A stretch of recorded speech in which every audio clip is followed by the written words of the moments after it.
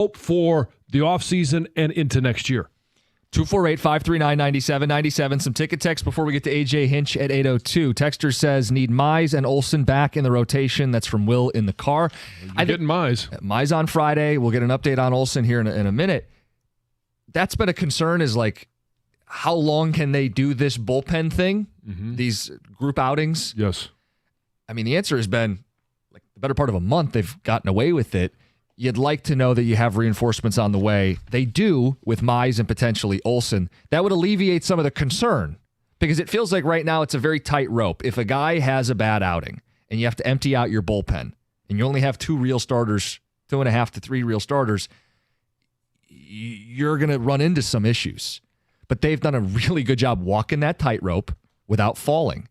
13-3 the last 16. Texter says, how can you say no pressure? Torkelson's playing for his bleeping career right now. There's, of course, pressure on Torkelson. I mean, I would agree with that he is literally playing for his career.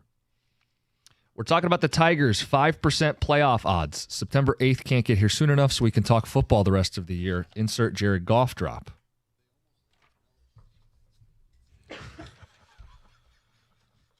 Relax. We're winning against the 2 worst teams in the AL. If we take the Red Sox series, then we can take our baseball team seriously. So that's kind of where I was at. In regards, yes, I know it was the Mariners, it was the Yankees, and then it was the Sox, and now the Angels. But if you're able to directly win a series, not asking them to sweep it, win a series against the Boston Red Sox this weekend, that's when it becomes a bit more real for me. Yeah. Oh, I agree. And it's direct head-to-head. The thing is, if you lose 2 or 3 or get swept, that's the deal breaker, I'm sure. Sure. The ground you lose on the team right ahead of you. You still got to get past the team that's right ahead of you before you can think about the Twins. I will say this. I keep saying like 3 games on Labor Day. So that's September 1st. The 2012 Tigers were 3 games back in the division on September 10th. So you get to that 3-game mark, that's not a lot. And it's been the thing about what's happening right now. I think the naysayers are the way they're shaving ground off the other teams so quickly is what's really giving them more of a mathematical chance. You know, this thing was 6.5 2 days ago. I mean, this has happened rapidly. And the point I'll make, okay, yes, and the ticket texter makes it too, so I'll just read their text. Those who say they're doing this against the Angels and the White Sox, so it doesn't count, that's not fair. The other teams get to play the Angels and the White Sox too. Why doesn't it count for the Tigers? These wins count. You don't have to believe they're indicative of more wins, but the point is they count, and you need to get more of these wins if you're going to be in the mix at the end of the season. So yeah, beat up on the Angels today. I don't care that they're bad. You get the White Sox the final 3 games of the season. If you're within 3, all of them will count. I don't believe the Twins play the White Sox again. They might not. That means they've played the White Sox more than the Tigers. Right. That doesn't count? Right. You know, I do know one of the knocks I heard in the first half of the season against who's been the best team in baseball this year? Phillies, right? Kind of people have thought. And they've gone through a little bit of troubled times. People were knocking them because they had a soft schedule early. So water finds its level. That's why it's 162. And it's been a long 162, but it's just starting to feel good. I mean, it's borderline 2 different teams that they've had this year. It feels that way. You can ask AJ about that. What's it like to manage 2 teams in one season? When it's this team, it feels good, I'm sure. Right? I mean, he's got to be having everybody's having a great time with this baseball team. Yeah, it's fun. I don't know how you can't right now look at it and taking the playoffs out of it, which is part of what adds to the fun. They're a fun team to watch. Texter says, can they undo what happened, the pain from the Red Wings? Can the Tigers complete an end to the season that replaces the pain of the final day of the NHL season? There is a major difference. The Wings were 9 points above and tanked. And the Tigers were 9.5. They were double-digit games behind the cut line and are now at 4.5. Jim, you getting a car flag? What will it take for James Costa to fly the Tigers' car flag? I'll give the answer I gave yesterday, the definition of a real race. You're within 3 games in the final 2 weeks. We got to wait that long? I mean, you flew it way earlier for the Wings. You're just a bigger Wings fan than you are. Yeah, I mean, that's kind of an open secret. But I am enjoying this. Why are you looking and judging me? Like, you're a bigger fan of the Lions than you are the Tigers. That doesn't make it right or wrong. No, I don't. I actually would kind of say the opposite. Really? Yeah. Are you a Tigers fan more than any other Detroit sports team? The Tigers were my first. They were my first love. See, and that's what I say about the Red Wings. Think about it. You grew up with the '84 Tigers. I grew up with the Fedorov, Lidstrom, Yzerman, Shanahan Red Wings. So it makes sense. Mm-hmm. Anyway, AJ Hinch is next. 97.1.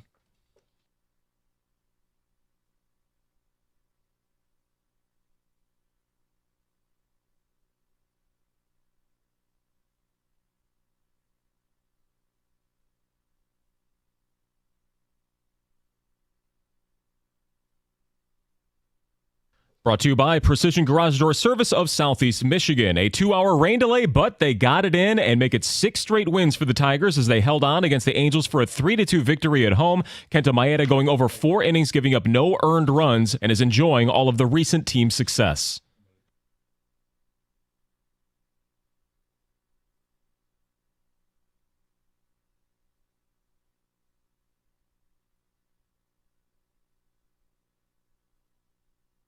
As Spencer Torkelson and Kerry Carpenter drove in all 3 runs early, Tork hitting his second homer in 3 days, and Detroit's going to go for a sweep of LA this afternoon.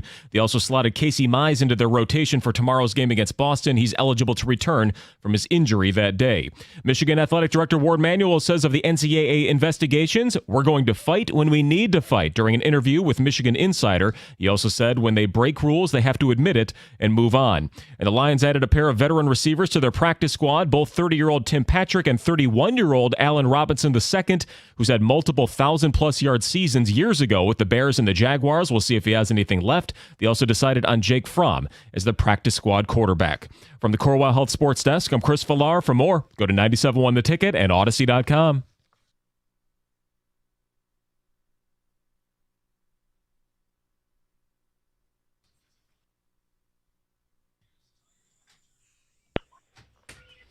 We keep saying great time to check in with AJ. 6 straight wins for the Tigers. AJ, describe the feeling around this baseball team. A pretty good feeling, and you guys can call me anytime after 6 wins. I'll take the call and come in and talk shop. But it's been fun. I mean, obviously since mid-August with the different roster changes and the youth and the enthusiasm. Some performance from a lot of different guys, and the wins have stacked up a little bit. So it's been nice. Are you developing a new way to do things? Have you been called by other managers in regards to how are you doing these group outings, these group effort days? I don't know. I mean, I'm not the first to do it, but I do know that it takes a lot of guys to do well to have the games like that. And we've done it for a few weeks. It's starting to normalize a little bit. The only pushback that I had publicly about, what we were doing is we were just going in a different order. We were having these huge bulk outings. So it wasn't as if they were bullpen games. It was just out of order. And we got to choose who the leadoff hitter was for Brent Herter in his first few outings. And we got to choose who the leadoff hitter was for Brian Sammons or Kenta Maeda. And they were pitching on rotation, but I know it's from the talk with other managers, it's hard to manage against that because you don't know what I'm going to do or when I'm going to put in a lefty from a certain angle or a righty. We had James Rowson, who was one of our hitting coaches last year, is now the hitting coach of the Yankees. And when I caught up with him in Williamsport, I mean, he was like, complaining to me about as much as you can as an opposing coach on not knowing what was going to happen. So if they don't know, the hitters can't really prepare the same and they don't get a second or third look at the same pitcher. That's pretty fun way to manage, but it's hard to pull off unless the players are all doing well at the same time. It's almost a macro baseball question. People have talked about the death of the starting pitcher or teams not having guys go 200 innings the way they used to. Do you think this only continues in this direction where teams get to just dictate where their pitchers, the matchups they get by going the way you guys have done? Maybe, but not always. I think part of the sort of unspoken during this stretch has been some off days. It's been harder to pull this off during this 14-game stretch. Like you just run a pretty thin bullpen. We've been there have been games where we've had 3 and 4 guys down, and that's difficult to sustain. But I think if you're trying to win one game, or you're trying to win, that's what you see, in the one game matchup. If you can match up your guys to the best of their strengths, then that's a good way to win. I don't know if you can, you can count on the league doing it. Obviously, the conversation around starting pitching is great. You also just can't say, hey, you're going to be a 6-inning starter, or you're going to be a 7-inning starter, and let fate decide. I mean, the goal, I know football season's coming up, is you can't just run an offense against every defense. And the same thing goes in any sport. It's just in baseball, for whatever reason, our heads, explode whenever you do something a little different. With 28 left, and I mean, you've always talked to us about 1 of 162, but now the momentum. Do guys, or is there a conversation that, hey, you're 4.5 back of a wild card spot? You've got the head-to-head against the Sox, who are right there. It's a division opponent in Minnesota. They've lost 4 in a row. How much of that conversation do you guys have in the clubhouse? Not a ton. I mean, not as much as people probably think. I mean, I think we're very aware, because I got asked about it post game. I knew I was going to get asked on this show. Any media that asks me, we acknowledge what we've done has been really awesome to get ourselves in a good position. None of it has any bearing on today's game against the Angels, or tomorrow against the Red Sox. I mean, obviously, it's nice to stack some wins together and some series wins. I mean, it's the same stuff we've been talking about with this group. Every series is, what do we have to do to win the series? Now, we've won the series against the Angels. We'd like to get greedy and get the sweep and get on to the next one. But if you allow your mind to float too much, I mean, I get it. It's fun and exciting and enthusiastic. I have to keep these guys grounded. This is a young group playing with a lot of confidence. We got to win today and see what today brings. And, the conversation around our team is going to be what it is. The conversation with Tarik Skubal, I know you guys are trying to find spots to get him extra rest and be sensitive to the workload. As you guys get closer to a potential playoff spot, does that juggling act change at all for you? Well, we've been doing extra rest all year. I think that we just admitted it now. And when I said that in Williamsport, I think that's when everybody started asking questions about Skubal's innings. I said this was probably his last start on regular rest, and I meant it. Now, part of that was I know that Casey Mize is close to returning. I know that we have an off day in San Diego before he pitches again, and then after he pitches in Oakland, we have another off day on September 9th, and then we can incorporate extra rest whenever we want. Some of them are natural, so it's not that big a deal right now to us, and we have the rotation mapped out for the next road trip and even into the next homestand. And you're not going to change that based on the off days that we have. So we can accomplish both things by continuing to put him out there and put him in a good position, but also utilize the extra rest at this time of year where he's pitching the most he's ever pitched in his life. What do you expect to see from Mize when he does take the mound?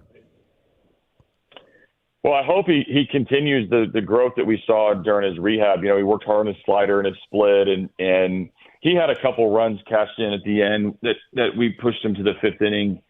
But we've got to command the strike zone. I mean, at the end of the day, one of the things that we've done really well during this stretch, regardless of when these guys have pitched, the starters and the bulk guys or whatever we want to call them, they've come in and pound the strike zone. Brent Herter pounded the strike zone. Ty Madden had a nice debut by throwing strikes when he needed to. And Kenta's, resurgence into being a productive pitcher has been about the strike zone. So it's going to be no different with Casey. The weight of the world's not on him. We can use, the bullpen the way we have. We're going to get an extra arm on September 1st. So our pitching is going to, hopefully continue to take down the bulk of the innings by throwing strikes. You mentioned Williamsport. It feels like maybe a turning point. Is that how you viewed it? Or, I mean, is there a moment during this stretch where you felt like, oh, it clicked and we're in a groove now? The series wins against the Mariners were awesome. I mean, obviously Javi hits the homer off Munoz, and that's the day that we made all these transactions. I mean, I had to tell Javi after that game he wasn't going to play a ton. then we designated Gio. We sent Badu down, who had the walk off the night before. So those series wins were really incredible. The Williamsport win was pretty fun. I mean, obviously we were on ESPN, Sunday Night Baseball. We had sort of the emotional long day from 8 a.m., getting greeted by Little League teams on the tarmac in Williamsport, to a full day of watching Little League Baseball, to then the walk-off win. And then you fly to Chicago and you have a day off, and then we lose the series against the Cubs. And then when we came back and swept Chicago White Sox and then play well against the Angels, you look back and you can see that walk-off in Williamsport as being a catalyst for emotion and energy, despite losing the next series. So I think that the stretch that we've been on about winning series and coming with some late game offensive approaches that have produced some runs at the late in games, and the bullpen's stabilized. The rotation's been fine, even though it's been out of order. It's kind of been a number of things and not just one single thing. The impact of Parker Meadows. It's obviously, since he's been called back up from Toledo, has been tremendous. And Jim's been sharing this stat with us about it's basically 2 of every 3 games, even going back to before he was sent down. Well, because AJ, again, we know a lot goes into winning, and it's not all because of Parker. But when the guy's 36-18 in games he plays, something about him is sparking winning. What is it?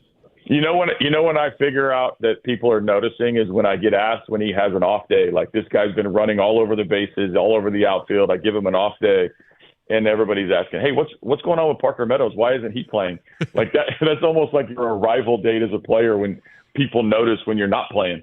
And he's been awesome. And I didn't plan on him being at the top of the order when he came back. I wanted him to have a lot of success because of the hole that he had dug himself at the beginning of the season and the expectations. And I wondered if I was pushing him too hard to lead him off, but the catalyst that he is, it gets me wanting to get him at the top of the order. When he gets on base, when he can hit the ball at the ballpark, he can run the bases as good as anybody on our team. The outfield defense, all of that is like signals a fun player to have at the top of the order, but he continues to do it. So I did give him an off day yesterday, which he'll play out, the Boston series. He'll play into the series, and then we have an off day. I've been wanting to be careful with the guys that have come off the injured list, Parker being one of them. But he's a winning player because of how he can contribute on days that he swings the bat, and on days that he doesn't, he still has winning plays in him. Update on Reese Olson? He's doing well. He's going to throw a live BP this weekend. And actually, Wenzel Perez might be one of the hitters. So both of those guys can get some good work in. Where we're at on the calendar, it's going to be interesting to see how much we can build his capacity, like how many pitches he can throw. But the faith in hitters is when the adrenaline kicks in and the extra energy and the velo should spike a little bit. And then we'll see how he feels after that. If he feels good after that, then you start mapping out what a plan is to get him back into competition. Jace Jung, want to end on him. The acclimation process, what you've seen. I know he had a bunch of errors in AAA and always a translation question with the bat to Major League pitching. What's your assessment been so far? Yeah, he's a gamer. He has an edge to him, and I get to hear the little one-liners in the dugout or some of the, he's been able to kind of keep his emotions in check. Despite being sort of an edgy little gamer that comes up big. Obviously he was part of that Williamsport win against a really good closer, goes backside. He'll defend himself against lefties. He's learning a new position.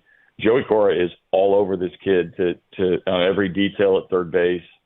So he's a work in progress learning the position but when he's up to bat, like there's some energy to that at bat, and there was some edge to that at bat. And he walked a couple times last night. He near missed a ball, almost hit a home run, got to play in front of his brother in Chicago.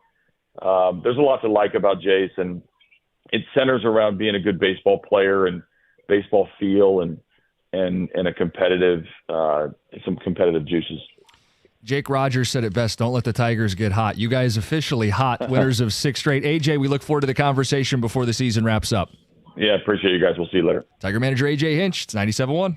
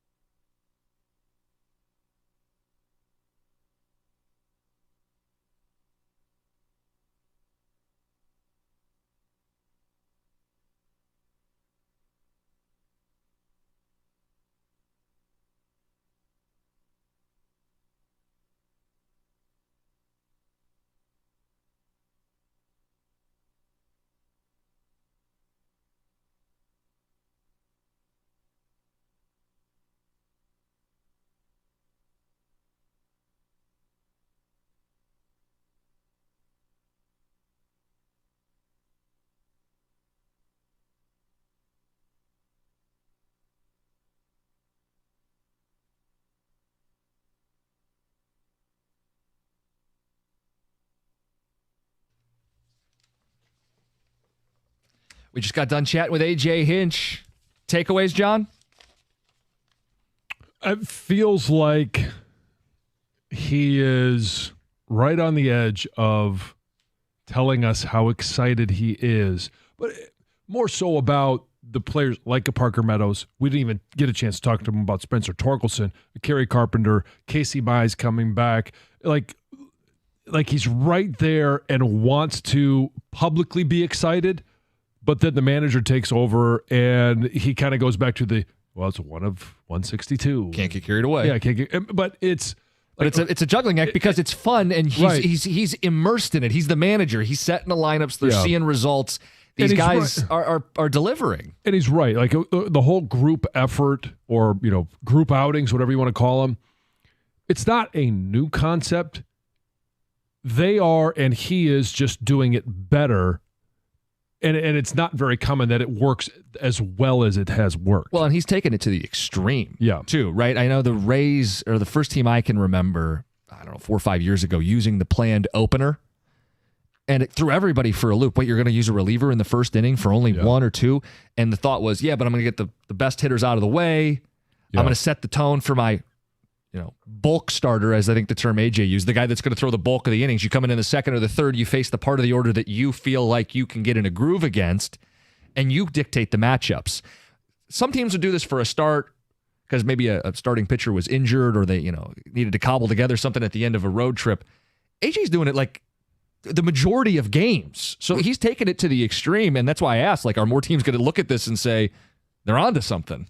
I think you're getting enough of a sample size to where it might get copied a little bit, but he also talked about it. He didn't say this, but I thought he said it's unsustainable because of the taxing of the bullpen over the course of time. He alluded to it, yeah. He said that schedule's set up right recently with the off days and being able to concoct this together. But I don't ever remember a team doing it this much, but I think there might be a middle ground doing this like 1.5 times, or something like that on average or something per time you go through the rotation. I do think from an analytical standpoint that baseball managers this day are building their lineup all on analytics. They're letting the computer basically set it against who would be starting. And when you jack that up as the opposing manager after an inning or two, you put analytics in your favor. Mm-hmm. The chess match that we think AJ seems to thrive in. And the Tigers are now 2 games over 500. They're 13-3 the last 16, 4.5 out. They continue to be interesting, relevant. You said meaningful baseball going into the month of September. Big series with the Red Sox to decide where they're at. Yep. We've got Dear John at 9:02 today because at 8:35 we have the Thursday touchdown. 7 football questions, 6 plus an extra point. We'll get to that at 8:35. That's how clocks work. 8:35. But first, Heather with the news. Hundreds of Dodgers fans lined up in front of the stadium over 8 hours early to get their hands on a Shohei Ohtani bobblehead. Mm-hmm. Oh my gosh, caused pandemonium. So Wednesday's game was a 7:10 start, but there was already a massive line by 7 a.m. That's crazy. It is wild, right? So they had to open the parking gates early. They opened the gates to the stadium early, 40 minutes earlier than usual because there was so many people in line. The Dodgers had announced that the first 40,000 fans into the stadium would get one of these bobbleheads. There was 2 different versions of the bobblehead. One the regular version. The other was gold. Well, it wasn't gold plated, but gold in color. It's crazy. The attention around him is so much, yet at the same time, it feels like it's not enough because what he's doing is remarkable. From pitching and hitting, and now this year he's not pitching, so he's just going to steal 40 bases to make up for it. It's remarkable what he does. As much attention as he gets, I sometimes feel like he should get even more. Yep. This is classic. This is great. A U.S. Open fan is going viral after being brutally friend-zoned on live TV. So, John, did you see this? Did you see it? You got to check it out. It's all over the internet. So cameras... the 2 beers, yes. Yes. Yeah, the cameras, they panned from the court into the crowd during a break in the action. And the cameras caught a man returning to his seat with 2 drinks in his hand. One was for him, right? Yeah. And the other appeared to be for the woman who was sitting right next to him. You would think that they probably went together. I don't know their relationship, Right. but she made it quite obvious. So as soon as he sat down ready to give the drink to her, she turned around, looked at the guy behind her, and accepted a drink from him Right. instead. And these weren't just beers. These were like the cocktails, the like cocktails Yeah. that were designed just for this event. $25 a pop. Oh, Right? boy. So, and you could see his face. It was like, here I go. And then, Yeah. oh. Uh-huh. But we need the backstory. I know. But either way, she must have, if they were together, must have known, hey, this guy's going to get me a drink. Did she think she was going to get both drinks, or was it, I don't know. How is she playing the Yeah. field?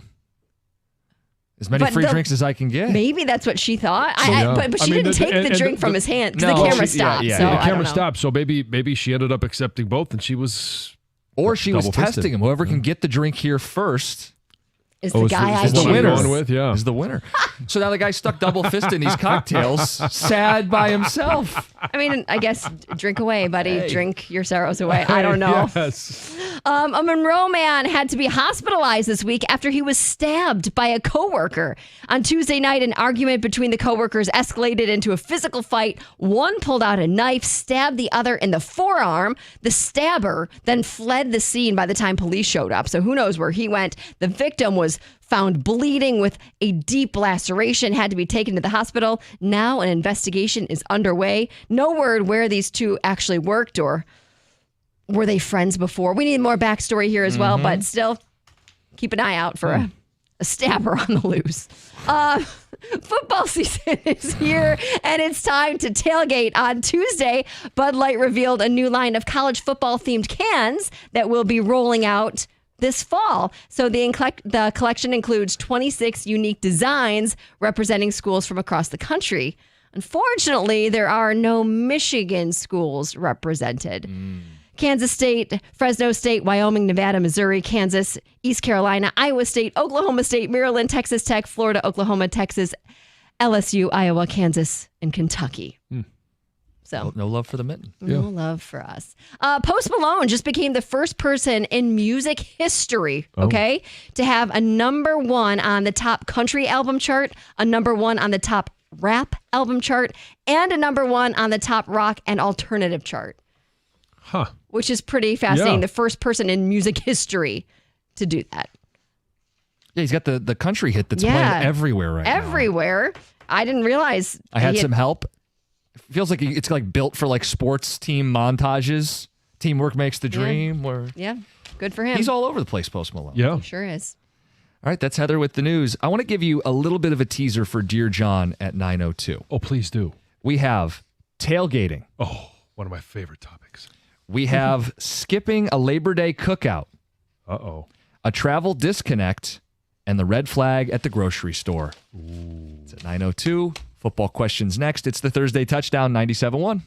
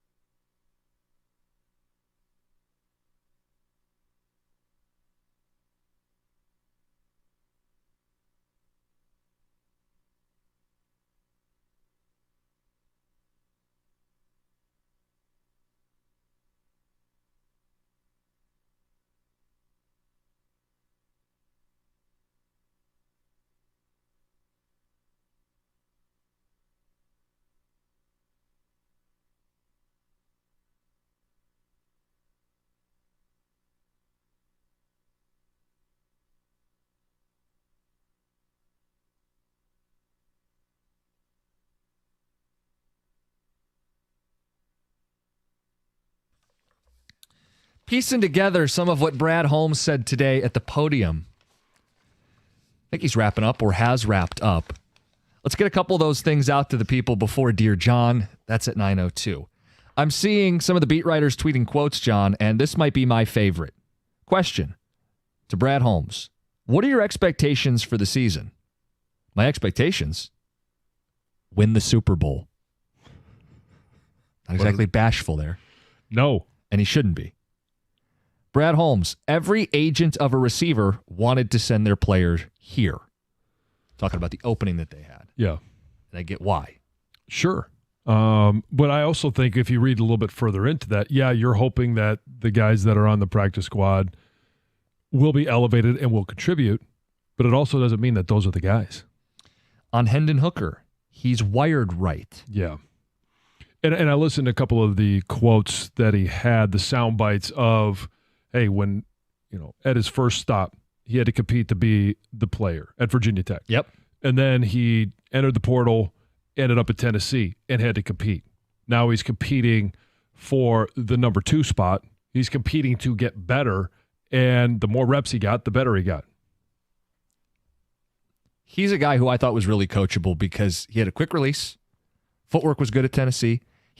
A lot of it was structured, right? It was a lot of, half field reads and 1-2, get the ball out. But it felt like to me, if you could just expand his horizons a little bit, the tools were there for him to be a really interesting quarterback. Yeah, and those tools are still there. Yep. And they are now working with those tools to expand it, like you're talking about, and become, right now, a good number 2 quarterback. And he will be the number 2 quarterback to start the Yep. season. Mm-hmm. And Fromm will be on the practice squad to kind of tie that story. Liked what he saw from him. He talked about Jake Fromm as well. Liked what he saw at the Combine. Liked what he's seen from him throughout his, short time in the NFL, and obviously a very, very short time here since he was brought to the Lions. Confirmed that Donovan Peoples-Jones is on the practice squad, along with Tim Patrick, who we talked about yesterday, and Michigan native Allen Robinson. The second. Orchard Lake St. Mary's guy, Penn State. Yeah. Who do you think ends up making? It's not going to be Peoples-Jones, we wouldn't think, but of the other 2, who do you think ends up breaking through and making the roster when they open with the Rams? It's more likely, I think, Tim Patrick. And that is somewhat just his frame. The question is, how long will Allen Robinson last on the practice squad? I don't think there's a lot of people beating down the doors for Allen Robinson because he's been around for some time now. And there's certainly, as we've experienced, nobody beating down the doors for Donovan Peoples-Jones. So it could be a week-to-week or, a 3 or 4 week decision on who they want to elevate. Brad Holmes on JMO. You can clearly see the maturation in his game. It's been a joy to see. Yeah, we talked to Holmes when we were out at Lions camp. Everybody gushing about JMO. And he talked about his love for football, that he loves the game. He's got a passion for the game. And he did talk about the struggles early on, whether it was the injury, it was the suspension, how they have been a little bit of a blessing in disguise. Yeah, in focusing him, getting him to this point. And Ray Agnew talked about it as well. Hey, I expect this to be a big year for Jameson Williams. Quantify it. We've done this before, but quantify it. What's a big year mean? 1,000 yards? I'm not going to go that far. The only reason I shy away from 1,000 yards is because there's only one football and there's a lot of playmakers on this offense. Now, there's a lot of creative ways. They don't just have to throw it to him. They can hand it to him on reverses. They can get him on some wide receiver screens. But with Amon-Ra St. Brown, Laporta, Gibbs, Montgomery, there's a lot of mouths to feed. Yeah, if you told me St. Brown will have 1,000 yards, of course. Laporta, 1,000 yards, I expect it. All purpose, I do think you're going to get 1,000 yards from both backs. Yeah. So, are they going to have 5 different 1,000-yard? That would be remarkable. Greatest show on turf stuff. Yeah, I think for JMO, I'm looking somewhere between 700 and 900 in receiving. Yeah, because he would take the 300 or so he had and another 600 that Reynolds had. Right, left on the table, yeah. Yeah, give or take, right around 850, 900 yards. But also I think what's going to be key is big playability. Because how many of those come on a 40-yard play that breaks open the game, or a 60-yard play that shifts the field and alters the entirety of the momentum? It activates the crowd at Ford Field, and then you're playing downhill. Big playability, impact plays. Yep. I think more of what I'm judging J-Mo on, because he's not going to be the featured number one for 18 weeks. There might be, because of matchups, because of how they want to operate the offense on any given day, that he may be the number one pass catcher, but I think it's going to be impact plays. I expect him to have a lot of impact plays. Aleem McNeil, update on his contract situation from Brad Holmes today. They are still in the early stages. No intense discussions have taken place, but yes, he's a player they want to keep long term. Mm-hmm. And I mean, that basically goes with what he told us. Like, next in line. And yes, we want to work through this to get him here long term. But I would think, you tell me, once the season starts, deals typically don't get done. He's going to be a guy they address in the offseason? If there's no intense talks. Timing is an issue on this one. Because if he gets to the offseason, you can hit open market. Your options are franchise or bidding war against 31 other teams. Well, it's why we talked about getting the deal done before the season. He said no intense conversations have taken place. The season starts, 10 days from now? I would not be surprised to see in season something like this happen. I think if you ask Aleem McNeil after the first game, he'll probably say, I don't want to hear from my agent until he says, we put some parameters in place before the season. When they get there or near there, then give me a call. He doesn't want to be distracted. Brad Holmes can be distracted by this is what Brad Holmes is supposed to do, his job description. It's not a distraction. It's quite literally the job. Yeah. Yeah. And so I think I do believe something will get done probably in the middle part of the season, sometime between. Don't be surprised to see this a bye week announcement. Brad Holmes on the kicker situation. Not bringing in a kicker to challenge Jake Bates was one of the better decisions they made. He said, quote, as much as we as humans crave certainty, there's an excitement about the unknown. That's really the intrigue. We learned early that he's wired right. That seems like a gambler's mentality. That there's a certain intrigue. That's really the intrigue. ... We learned early on he's wired right. It could be wired right. Just want to make sure that wiring makes it all the way down to the toes. I was encouraged by his preseason. I think we all were encouraged. Well, sometimes the way you talk about it, it's for now. We'll see. Yeah. I was encouraged. I'm optimistic about what he brings to the kicker room. I caution you, and maybe not as much you, but our listeners, that don't expect perfection. Expect it to be a bit of a roller coaster. You're going to have to take the good with the not so good. And it could be, hey, week one, game winner, 55-yarder, possibly a 60-yarder, but then a missed extra point or a missed 30-yarder. Breaking news, your kicker's going to miss a kick this season, but he was 6 of 7 in the preseason. He made 2 kicks plus 50 yards outdoors. He made a game winner in a spot. And I know it's a preseason game winner, but we've seen him make 60-yarders at Ford Field. I'm encouraged by him. I said we're good. Those are field goals, yes. They're not more misses one more miss is an extra point as well. Which I understand the frustration because now you end up in these weird spots where you're chasing points if you miss an extra point. Mm-hmm. All right, we've got not Cookie Jar, that's Friday. We've got Dear John next. It's mixing the days up. Uh-huh. That's how the calendar works. We already figured out how the clock works, and we'll get to how the calendar works one of these days. We have Dear John at 9:02. It's 97.1.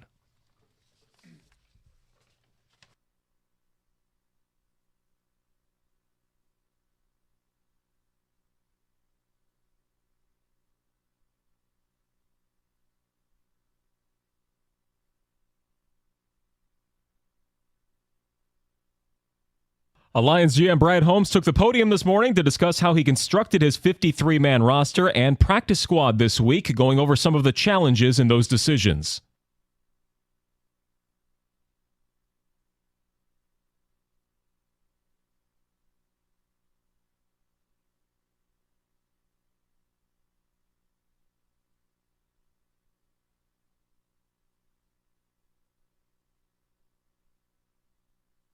Yeah, he and assistant GM Ray Agnew also gushed about the growth of Jamison Williams since he was drafted and said they're looking forward to maybe bringing a veteran kicker to the practice squad, but are excited about the upside and unknown about Jake Bates. Somebody break up the Tigers. They continue their tear, beating up struggling teams, winning a 6th straight game by taking down the Halos 3-2. Manager AJ Hinch did say they're trying to stay grounded during the streak and keep calm going game to game.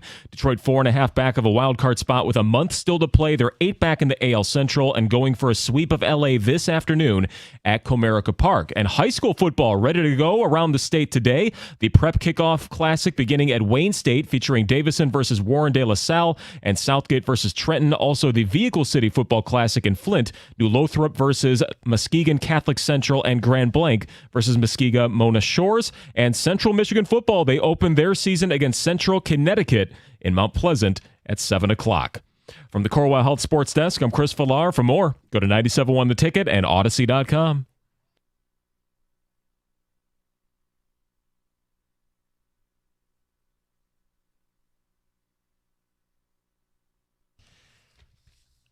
Game day.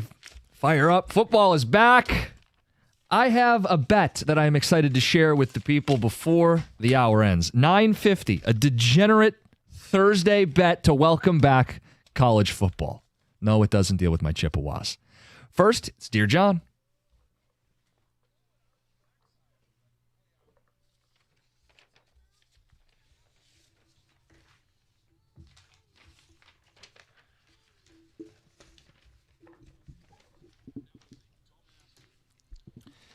The questions today. Tailgating, skipping a Labor Day cookout, a travel disconnect, and a red flag at the grocery store. You can send your questions, dearjohnjansen@gmail.com. That's Jon. Dearjohnjansen@gmail.com. I'm intrigued by the little breadcrumbs you have left me. We'll start with your favorite, tailgating. All right, here we go. Dear John, my family and friends have been tailgating MSU football games since I was in school 10 years ago. Problem one. I own thousands of dollars Is worth. that the problem? No. Oh, no. Okay. Okay, sorry. Thousands of dollars worth of tailgate equipment. Last year, a couple that I know, not super well, started bringing their dog to our tailgate. They let the dog all over all the stuff. They would take pictures on the cornhole boards, on the camping chairs. I'm not a dog-friendly person. I asked them to stop and not bring their dog next time. They refused. They said it should be allowed. It's a public space. Last game of the year, they even fed the dog steak that I grilled. Oh. They were fair game for people to eat, but I didn't want them going to the dog, so I asked to be reimbursed $20. I never got the money, and it still irks me. I'm looking into moving spots and making things a little more private moving forward. Some friends are upset. They said I've ruined it for dozens of people over a dog. I'm willing to do this anyway. Am I the bleep hole? Well, it is public space, but it's not public property. So there needs to be a measure of respect for the dog person. Like if I don't want the dog, I'm sure, yes, there are dogs that don't shed as much on my chairs, even though they may be lawn chairs, or on your cornhole boards. Seems awkward, but show a little bit of respect of other people's property, and especially steak. You're going to give your dog the steak off the table? That is way out of bounds. It's not dog food. Yeah, I think this person's overbearing with their dog. I don't think I'd charge the $20 for the steak. No, but I think the $20 for the steak was don't come back. Take the hint. Take the hint. Don't come back. Well, I don't think they will, because it would be really awkward and very uncomfortable. I don't think the guy needs to move his tailgate and cut everybody else out because of the dog. But you do need to be accountable as a dog owner. And if somebody, if it's their party, they're hosting it, all of their stuff, you need to be, you need to respect that. And I wouldn't want to make things awkward between, I'm guessing they're friends if they were there at their tailgate. Or even friends of friends. Yeah, they were. No longer. Maybe not. You got to respect the tailgate rules. Cornhole boards are meant to be, if they're in pristine condition, you're probably not using them right. That's fair point. The kind of thing. I don't see the issue of a dog. Is it a small teeny little Chihuahua dog? What are we talking here? Putting a dog in a cornhole board, whatever. Who cares? That shouldn't be a big deal. But if it's getting in the way, pooping, Or is the Might not dog? be I the mean, is best the dog place for sitting the on the dog. cornhole board, scooting down? You know, Or is it scratching at it, chewing on it? There's, you know. because then your bag Yeah, is sure. going. It's going right in the hole. It's right there. It thinks it's a toilet. That's disrespectful. It is. Respect the person's tailgate Yes. you are Yes. attending. This next one is about a cookout, Labor Day weekend. All right. Dear John, my boss has a really nice lake house on Lake Michigan, and every year he invites the management, including me and his friends, to a cookout on the Saturday of Labor Day weekend. It's a really nice gesture, but it's also about an hour away from our work and home on a normal day, and more like 2 hours on Labor Day weekend with traffic. Worst of all, it's smack dab in the middle of a long weekend, and I truly value my family time. I've got 3 kids under 10. Now, I'm allowed to bring my wife, but not the kids, so it's even more of an imposition to find childcare. I feel somewhat obligated to attend. I think it's because he genuinely likes hosting parties and doesn't have a family or kids of his own. It's nice of him, but I'd honestly rather be with my own family instead, even if it's doing something really lame like trimming the bushes or yard work. I'd enjoy that more than this cookout. Finally, the crowd at these parties is usually a bunch of my boss's wealthy friends from his gated community. I find most of these people annoying, insufferable, with a few exceptions, of course. Maybe I should suck it up and take one for the team like I always do, but at some point, I'm starting to realize life is too short to waste on stupid stuff I don't enjoy. John? Am I the bleep hole? No, family time is very precious, especially as your kids get older. You're going to be shuffling kids around all the different places. You're busy yourself with the job. I'm sure your spouse is as well. I would have no problem not going, not attending. It is not a work day, so you shouldn't have to feel obligated to go to a work event. I totally agree with you. Yeah. I'm on the same page. Keep a holiday. If that's something you want to do, and maybe it's an every other year thing, or maybe when the kids get to a certain age where you can leave them at home, or maybe they want to spend the day at the beach with friends, now it becomes more of a doable thing to be able to go to the boss. I think the boss doesn't actually mind if you're not there. Sure. They should understand that, he's got young kids. I'm not allowing kids at the party, so they probably can't come, which should be okay. The next Dear John, travel disconnect. Okay. Dear John, my girlfriend and I are gearing up for a much-needed 5-night getaway to Cancun. Oh, wow. But our differences in travel preferences have sparked a heated debate. See, I'm all about seizing the moment, stretching our dollars to find more adventures, while she leans towards comfort, convenience, even if it means shelling out more cash. Here's the dilemma. We booked one-way flights to Cancun. For the return journey, I suggested a longer, cheaper option with a layover, saving us $400. To find a middle ground, I suggested taking separate flights back. She can opt for her preferred direct flight while I take the cheaper one, allowing us to respect each other's preferences. John, is this a good solution? No, you're going to find a different travel companion on the way back. That face you made was exactly what I meant. I was like, Yeah. ugh. I mean, She might just stay in Mexico. See you later. Right, yeah, one-way ticket. I'm not coming back, at least not with you or for you. Gosh. I understand $400, especially is it $400 total or $400 a piece? Good question. I mean, $800. The issue then is, I mean, I understand coming back and not having the hassle of a connecting flight, making it a much easier return, because now all of a sudden you got to return, you got to go back to work the next day. I don't want to end a vacation coming back tired. I would choose the easier route myself versus spending the extra, the saving the $400. But the solution is not to split up. Take separate routes. Never leave your travel partner behind. Just it seems Even if she absolutely leaves awful. first and gets No. back first, and you're taking the longer route and saving the $400. No. Then what? She's got to wait for you at the airport, or is she going to get her own Uber, or did you drive the car and then you have to Uber and spend? No, it's absolutely ridiculous. Also, it sounds like maybe this is their first trip together, and they're not. Yeah. You know what? Yeah, I mean, they need to figure this out. I think you got to meet in the middle ground and maybe splurge more on the flight and compromise on maybe where you stay or some of the things you do. You got to find a different middle ground. We'll do this. Maybe we won't be able to go out as much, but we'll have to stay in a room a little longer. Oh. Yeah. Work it to your advantage. You should always travel with your partner. Yes. Don't split up. And in terms of who I agree with, you don't want to have a layover on your way back. You want to get back.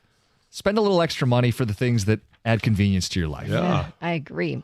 Last one. Dear John, I was at the grocery store with my new boyfriend last week. We were planning to make a meal together for our third date. John, I watched this man eat grapes out of the bag while we went through the produce area. He defended it and said he does it all the time and nobody has ever said anything to him before. He claims it's only a few cents. To prove a point, he even opened the 2-liter in the cart and took a sip. We're paying for it anyway, he said. Is this normal behavior or something I should be concerned with? I would not. I don't know if it's something you should be concerned with. I mean, it's a couple of grapes. It is a couple of cents. If for something that you're going to wait to pay for, I wouldn't. If it's a Diet Coke, if it's a water, I'm thirsty. I'll have no problem drinking some of that while you're shopping. If it's something that's not going to be, how much this weighs is how much I'm going to pay. Simply a barcode. I don't have any problem with that, but I don't think I would eat the grapes. Especially if they're, not washed. Gotta wash them, yeah. It's not a red flag, I don't think. I mean, It's not a I have deal breaker. tried a grape at a grocery store. Yeah. I haven't done it lately because for some reason now my opinion on that's changing. Like I just think that it's not clean, it is kind of dirty. I'll just take it home and wash it and eat it there. But I used to always sample a grape before I'd buy them to see, do they taste good? Like, is this something I want to spend? They're expensive, right? Like, do I want to spend all my money on this whole bag of grapes that tastes too tart or too whatever it is? So I don't think there's anything wrong with that. If you're going to eat half the bag, that's maybe a problem. That's different. Yeah. Here's the other thing, though. The grapes aren't one that I necessarily would need to sample, but like peaches, they're really hard to judge. That's one where I would like to be able to sample it. Maybe the grocery store could have a couple of slices out there just so you could see if it's a juicy one or if it's a little dry. To your point, if you're weighing it to pay for it, don't eat it. Don't eat it. And I just think it's tacky in general to be eating and drinking the food before you bought it. I understand you can still scan it. You wouldn't drink the Coke or water? Or I'd wait till I got to the car. I'll pop the top. I feel like I understand you're not beer, stealing anything by doing it. I just think it's kind of trashy. I've done it before. Yeah, I've done it too. There's times if I don't eat every so many hours, I literally feel like I'm going to faint. Like, I don't know if I've got a low blood sugar, who knows what it is, but there's times I've been at the grocery store where I'm like, I need something now, and I'll buy a pack of granola bars, and I eat one of them while I'm walking around. And I'm going to pay for all of the granola bars. I'm paying for them anyway, but I have done it before. I've not done that because I'm going to faint. I have more reserve.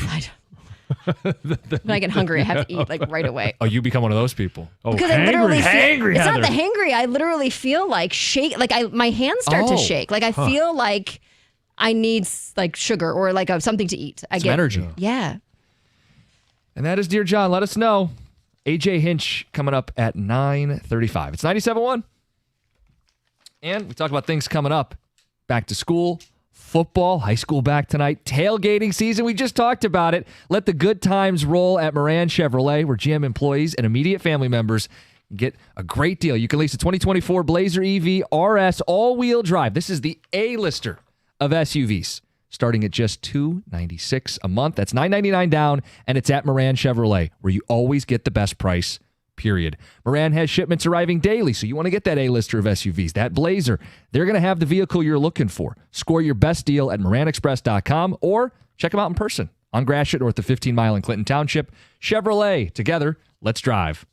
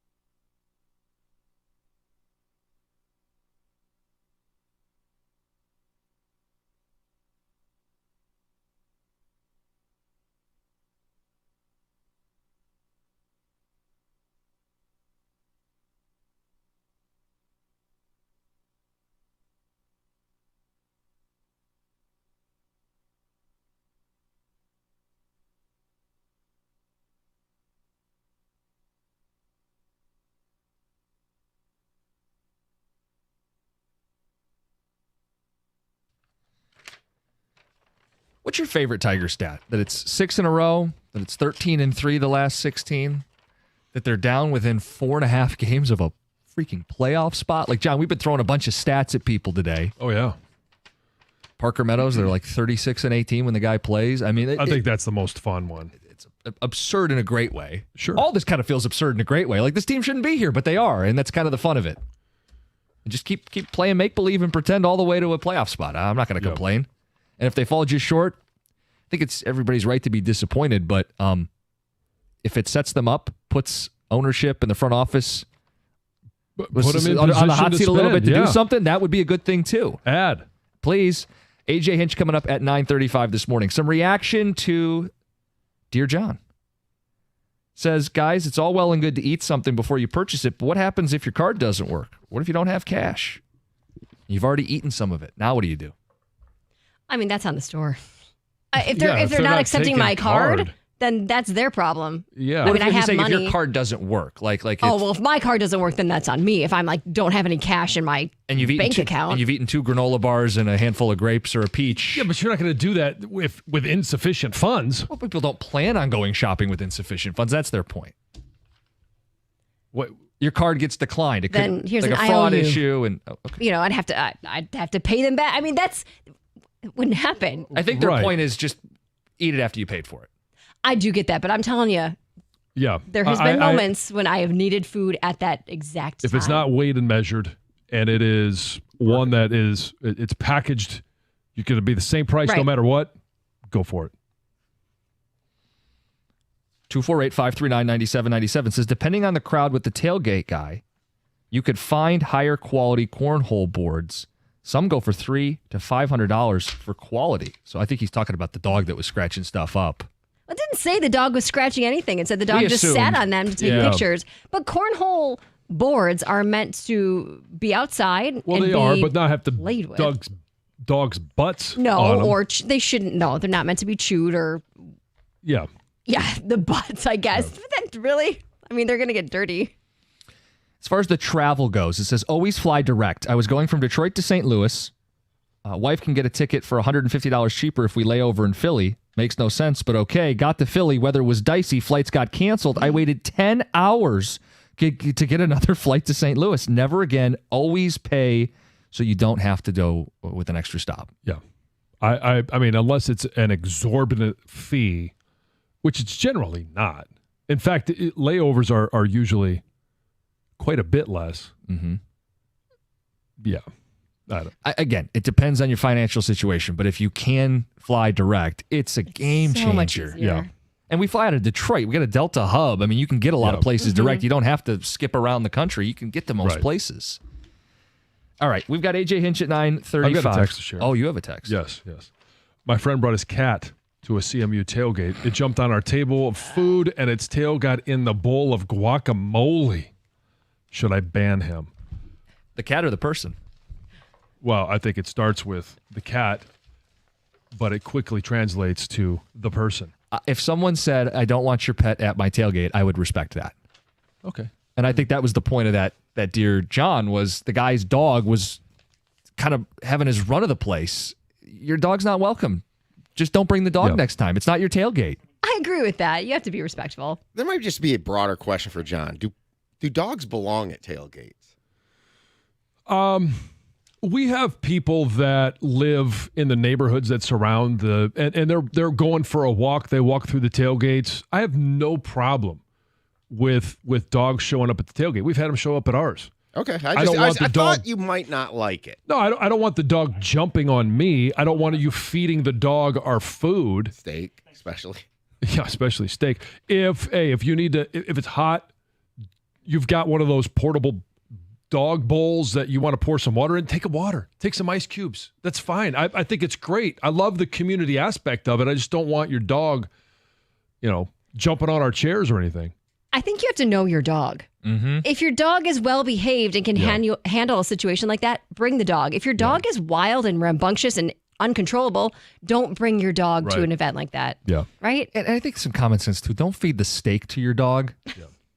Like, of all the things to take from the tailgate to feed your dog, like, you're being a Richard at that point, and you need to be called out for it. Yeah. All right, AJ Hinch at 9:35.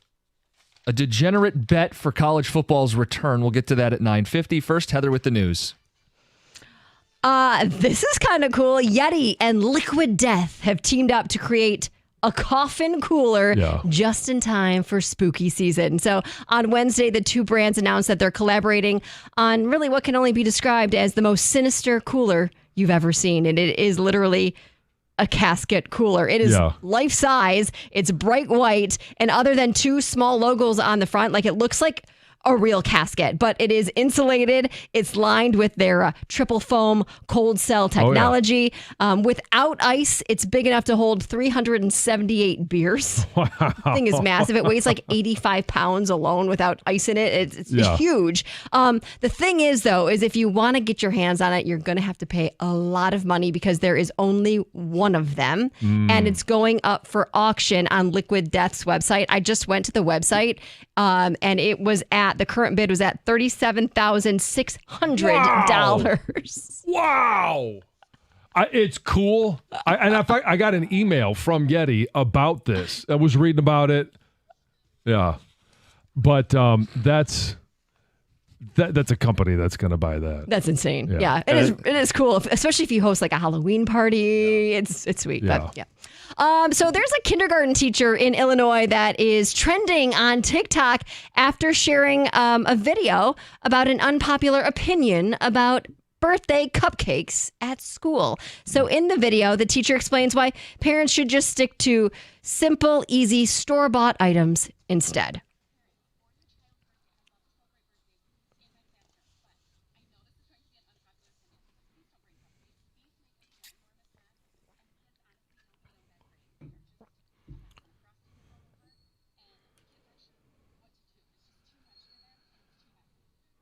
So she did. It went on and on.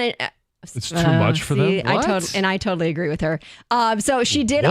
So she did offer alternatives of things you could bring instead of things she's seen more success in her classroom, and it was divided. People thought, "Teacher, you're crazy. Let them eat cupcakes." And I kind of eat cake. And I kind of understand that as a teacher and watching my child eat a cupcake, it doesn't go over well. She takes the cupcake. I mean, mind you, she is 2. She's not 6. She's not in kindergarten yet. But consumes the frosting, which gets all over. Normally, it's not white frosting. It's blue or red or green. Chocolate. So it stains her face and her fingers turn all red or whatever color it is. Yeah. Okay. But the teacher has how many kids in her classroom? 27 kids, let's say. It's a lot of work, not only on the teacher, but I can no see birthday why, celebrations. I can see why she's saying this. What are the alternatives? What's wrong with a cupcake? Light a candle she says the Little Debbie.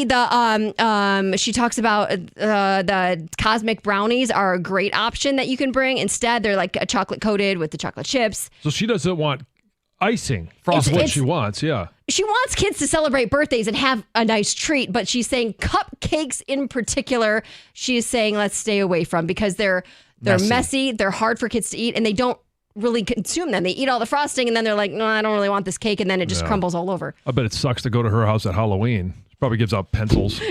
Here's an apple.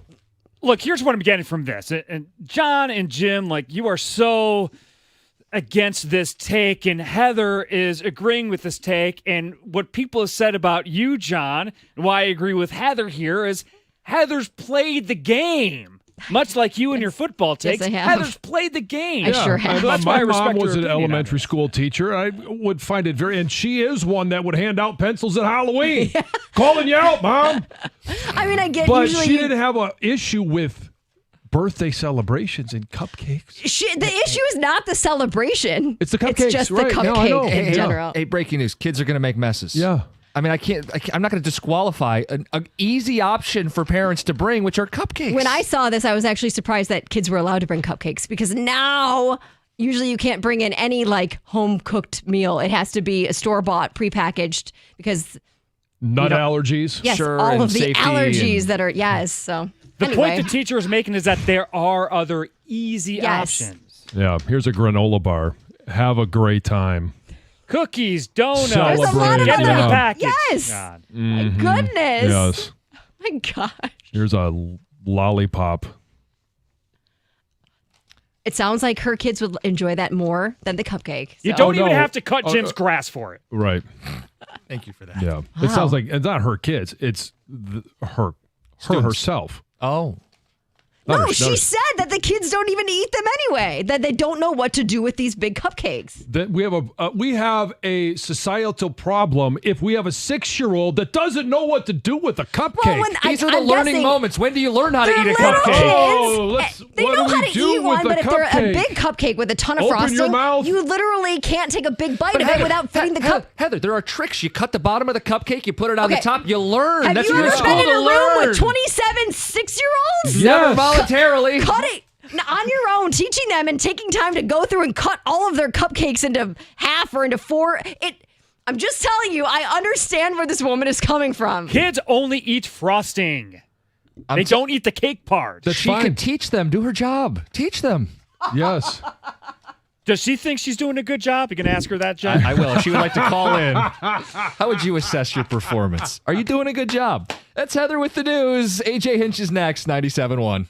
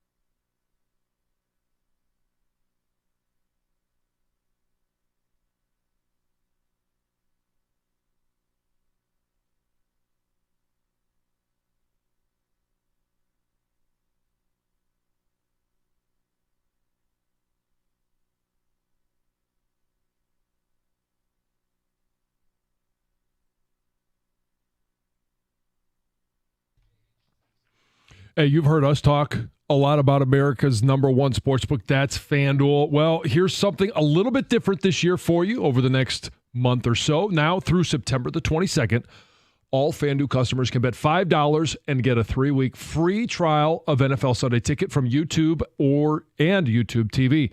That's all customers. You don't have to be new. You don't have to be old. You could be anybody. Bet $5, you're going to get a 3-week free trial of NFL Sunday Ticket from YouTube and YouTube TV. Then with a YouTube TV base plan, you'll be able to watch every regular season Sunday afternoon out-of-market game. All you need is a Google account and a current form of payment, and you can cancel at any time. Visit FanDuel.com/Jansen to download America's #1 sportsbook.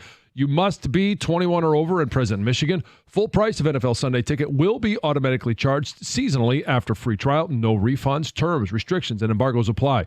Gambling problem? Call 1-800-GAMBLER.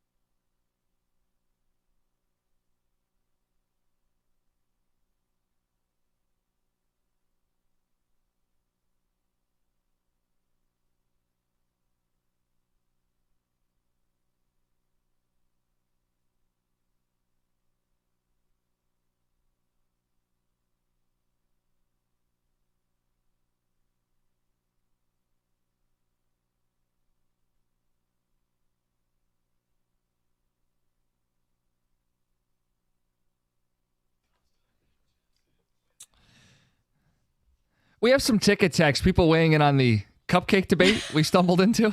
I really didn't think it was going to be that much of a debate.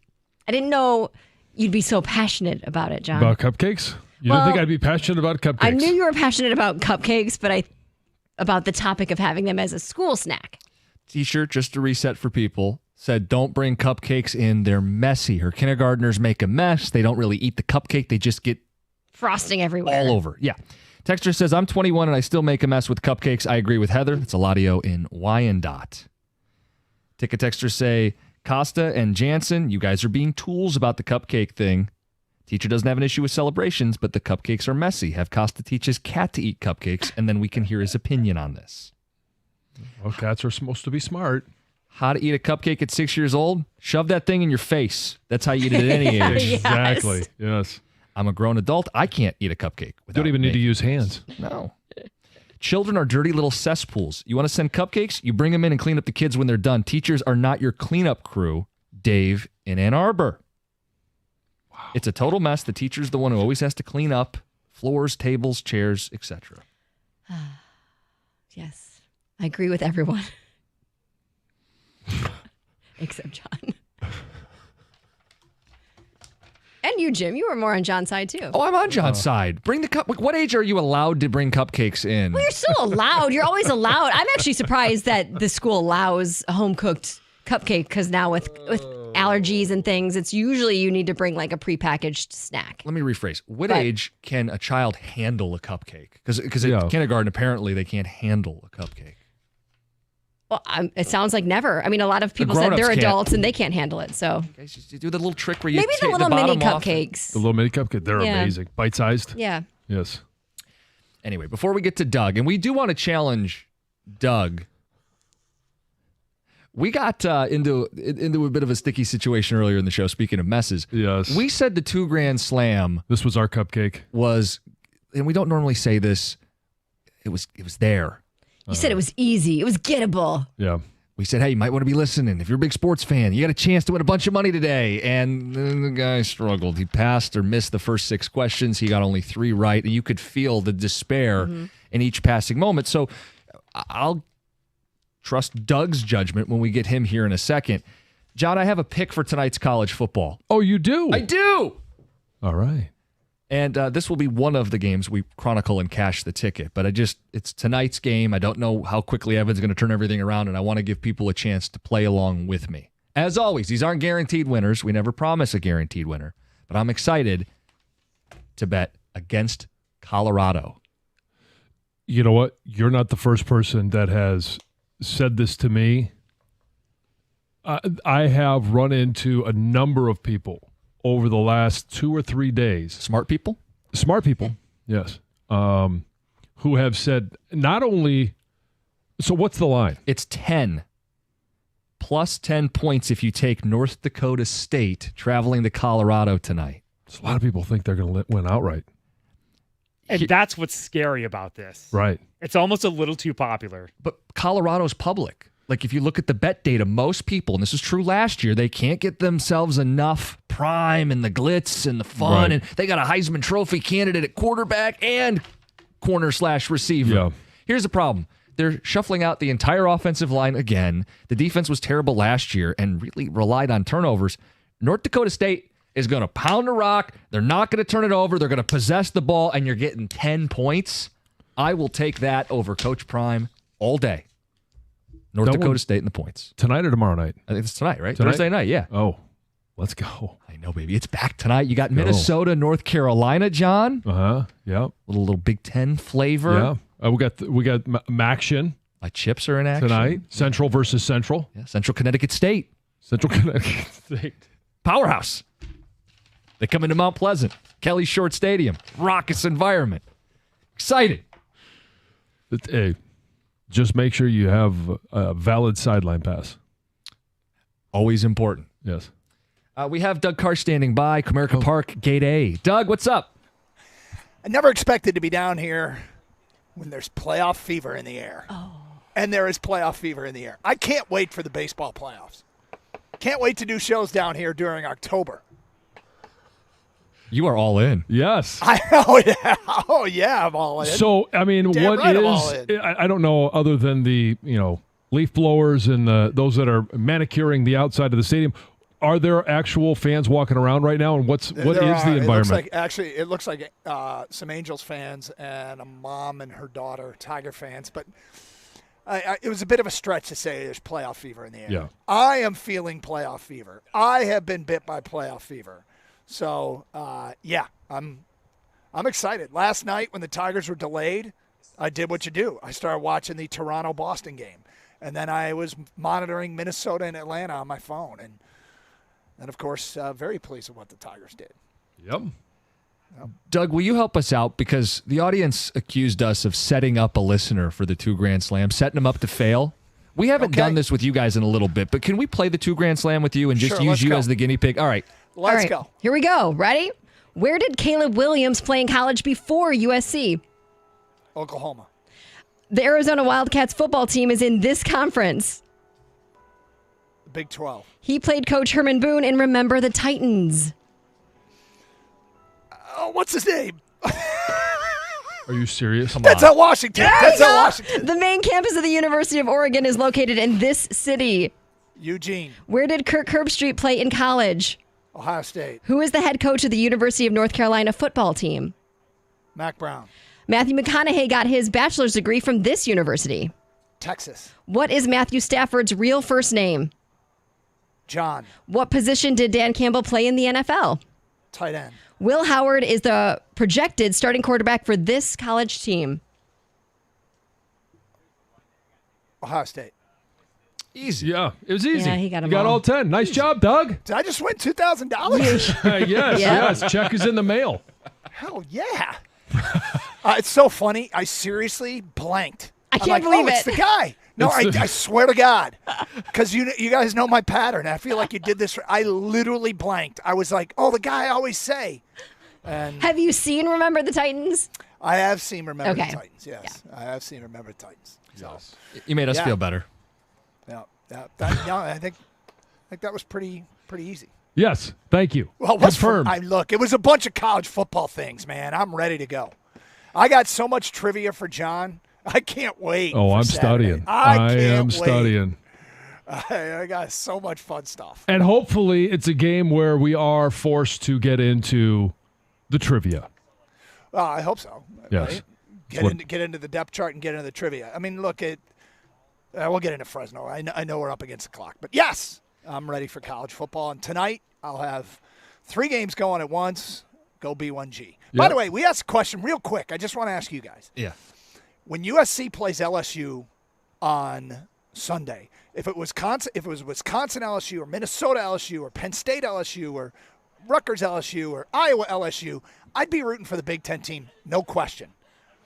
Am I rooting for USC as a Big Ten brother? Are you guys rooting for USC? I'm not there yet. It's gotten weird, hasn't it? I'm gonna try. I'm gonna try to make it a conference thing, but I don't know if it's gonna be very authentic. Team B1G. But on the flip side, are you really going to root for Brian Kelly? And the SEC. Well, that's a no. Man, I can't root for the SEC, but Right. So by default, it just doesn't feel like a Big no, Ten game. But it doesn't. I'll try. I'll try and make it feel that way. All right, World Series bound and picking up steam. Doug Karsh is next. It's 97.1.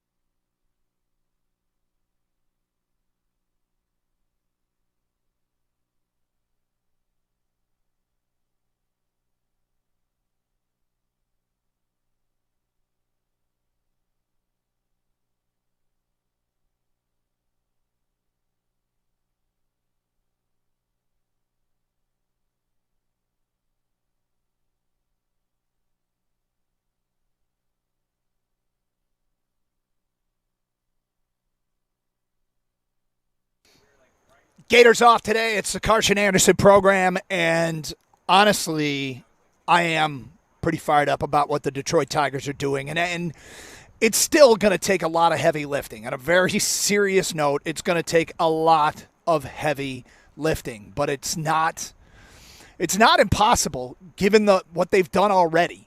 You have to play ridiculously hot baseball, like 800 baseball, for a 2-3 week stretch to get yourself back into it. But they're back into it. And the question becomes, if you get down to 3 games, 2 games, you don't have to play 800 baseball anymore. You just have to play a little bit better than the Twins or the Red Sox. And they win again last night, 3-2. And they do it in a Tiger fashion that we'll get into coming up.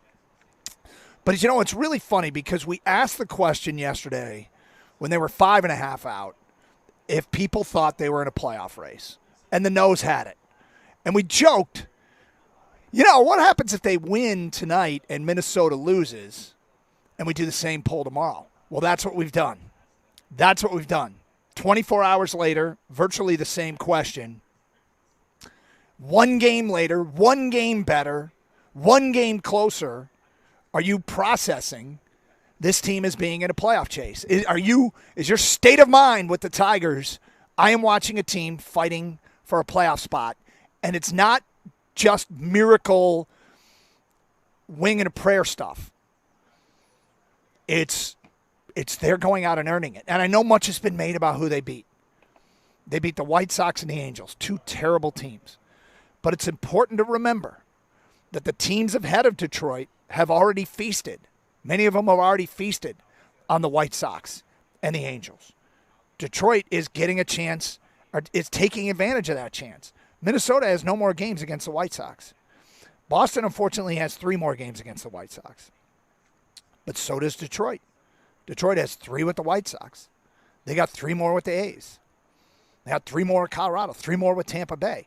It is still one of the easiest schedules the rest of the way. Now, I feel like what we have done is the hopeful amongst us have jumped on board. The hopeful amongst us, maybe the hardcore fans, maybe the people that always think their team is going to win, are really, really all in and answering this question, yes, they're in a playoff race. I think you pull in so many more by having a successful series against Boston, right? I mean, another successful series after this, but this time against one of the teams that's in the chase. And man, then you set yourself up for a stretch drive where Boston's playing Minnesota, they're playing the Orioles, they're playing the Yankees. They have to deal with that. Minnesota has to deal with the Orioles, and we mentioned Boston, Kansas City, and Cleveland. And it shapes up very nicely. Detroit does have 6 against Baltimore the rest of the way, but as it stands right now, it's not stupid to look at this stuff. You could say, I don't believe yet. You could say, you're getting carried away. But it's not ridiculous. Kang, you made a great point. When out-of-town graphics include the Tigers in a playoff chase, when out-of-town broadcasts put the Tigers on the graphic, out-of-town graphic had them in the playoff chase, that's something. So I'm excited. Kang, what's your level of excitement after, again, 1 day and 1 step closer? At this pace, they'll be in a playoff spot by Monday. I am 1 game more excited than I was yesterday, Doug. Yeah. And I hope to continue that, moving forward every single game. I mean, are they going to make it? Probably not. But this has been really fun to watch. It's really hard to be sustainable, of course, especially the way they're doing it, right? It's not like this is like the 06 team or something where they just had studs in the lineup every day. You knew what, they've got a track record, a resume. These are guys that we've never seen do this. They're developing right in front of our eyes. And then you throw in the pitching staff. That should be the starter named every day, staff, right? Because we don't know who, other than Skubal on more rest, who's going to start every day. The other team doesn't even know. I'm not sure when A.J. Hinch even knows. Well, A.J. talked about how when they were playing that Little League World Series game against the Yankees in Williamsport, he was talking to somebody in the Yankee staff who flat out admitted that they're a pain in the butt to play against because they don't know who to expect. So pregame meetings, you go over, what to expect from certain pitchers, and They don't know what they're going to get. And so they're managing to use this thing to their advantage. And I don't know if it's going to change anything in terms of how you do things long term. Probably isn't. But this formula is working for them now. And it is a lot of fun. 248-539-9797. And yes, if you missed the morning show, when the rain delay started, I flipped to the MLB Network to watch Toronto and Boston and root for the Blue Jays. And then throughout the Tiger game, I was on my couch watching the Tiger game, preparing for Saturday, taking notes on the Tigers. And on my phone on the side, I was streaming the game cast of Minnesota and Atlanta. And I was all fired up because Atlanta was winning 1-0 most of the way. Then Minnesota tied, and then Atlanta pulled away late. And it was awesome. It was awesome. So let's go, Tigers. 248-539-9797. It is going to be a busy, busy day here on the Carson Anderson program. We got some Lions predictions that I want to touch on and get your 2 cents on. We got Brad Holmes speaking with the media today. We've got the Wide 9 Omaha 4 down around the league blitz thingy coming up today at 10:30. We got all your responses coming in to the Tiger question, whether or not you think, go there and vote at Doug and Gator 971, and whether or not you think they're actually in a playoff race. It's funny watching this thing evolve day to day to day. Each day they've gained a game. It's like they gain a game, and then they gain another game, and then they gain another game. And I mean, it's coinciding with Tigers playing hot and Minnesota playing like mung, but we'll take it, whatever it takes to scratch and claw and get this feisty group of young kids back into this thing. Let's go. We'll get to your phone calls and feedback next. Talk some football at 10:30. Hey, guys, we're a week away from the start of the NFL season and just a couple of days away from your home teams starting their college season. Twin Peaks cannot wait to invite football fans back into their lodges for such a joyous occasion. Starting Friday night in East Lansing at 7 o'clock and Saturday at 7:30 in Ann Arbor, football fans can rejoice and get comfortable returning to their favorite place to catch a game just in time for football season. Twin Peaks has added 2 new wing sauces, Tikka and Chili Crisp, which are sure to enhance their already incredible hand-cut and breaded-to-order boneless wings. Pair that with a $5 tall Miller Lite draft poured at a teeth-chattering 29 degrees into a mug that's been freezing for a minimum of 6 hours, and you know you've come to the right place. And if you need any more convincing, it's all served up by the beautiful Twin Peaks girls. 50-plus TVs at each lodge, creating a game day atmosphere you can't beat. They show up to 8 games at once. Incredible scratch-made food, freezing beer, craft cocktails, cheap shots, and the Twin Peaks girls serving it all up. Why would you go anywhere else? Come kick off the season the right way and find out why you want to be in Twin Peaks all season long. And they still got room available to host your draft parties. Special perks to all league commissioners and big bonus for the all league members, rather. Big bonus for the commissioner. Draft kits are available. TwinPeaksRestaurant.com for details. Eats drinks, scenic views.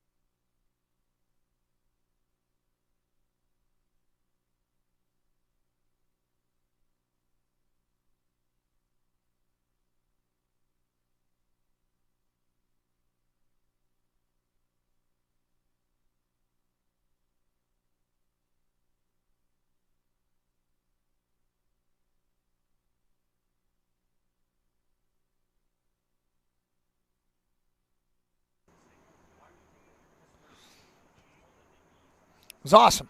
Absolutely awesome last night. Finding a way to win when they didn't put up a lot of runs and finding a way to tough out some innings for Kenta Maeda, who wasn't like great, but managed to limit damage. The opener, Mason Englert, 2 scoreless. And yeah, that shot there following a Jace Young walk. Torque takes that four-seam fastball 408 feet to left center, his 3rd home run since his return. And look, here's the thing about this Tiger team. They win the game 3-2. That counted for the first 2 runs. They get the 3rd run. This is not a Yankee lineup where you're parading up Soto, Judge, and Stanton back to back to back. The Tigers are going to have to do things like the way they manufactured the 3rd and critical run in this game, and that was Jake Rogers' walk. Gets over to second on a pass ball. 3rd on a productive ground out to the right side from Riley Green, and then a base hit from Kerry Carpenter scores the run. There you go. That's the way this Tiger team is going to have to do it. Again, relative to the way the Yankees can do it, where they have superstars and you know that those guys are going to come through a whole bunch for you. No.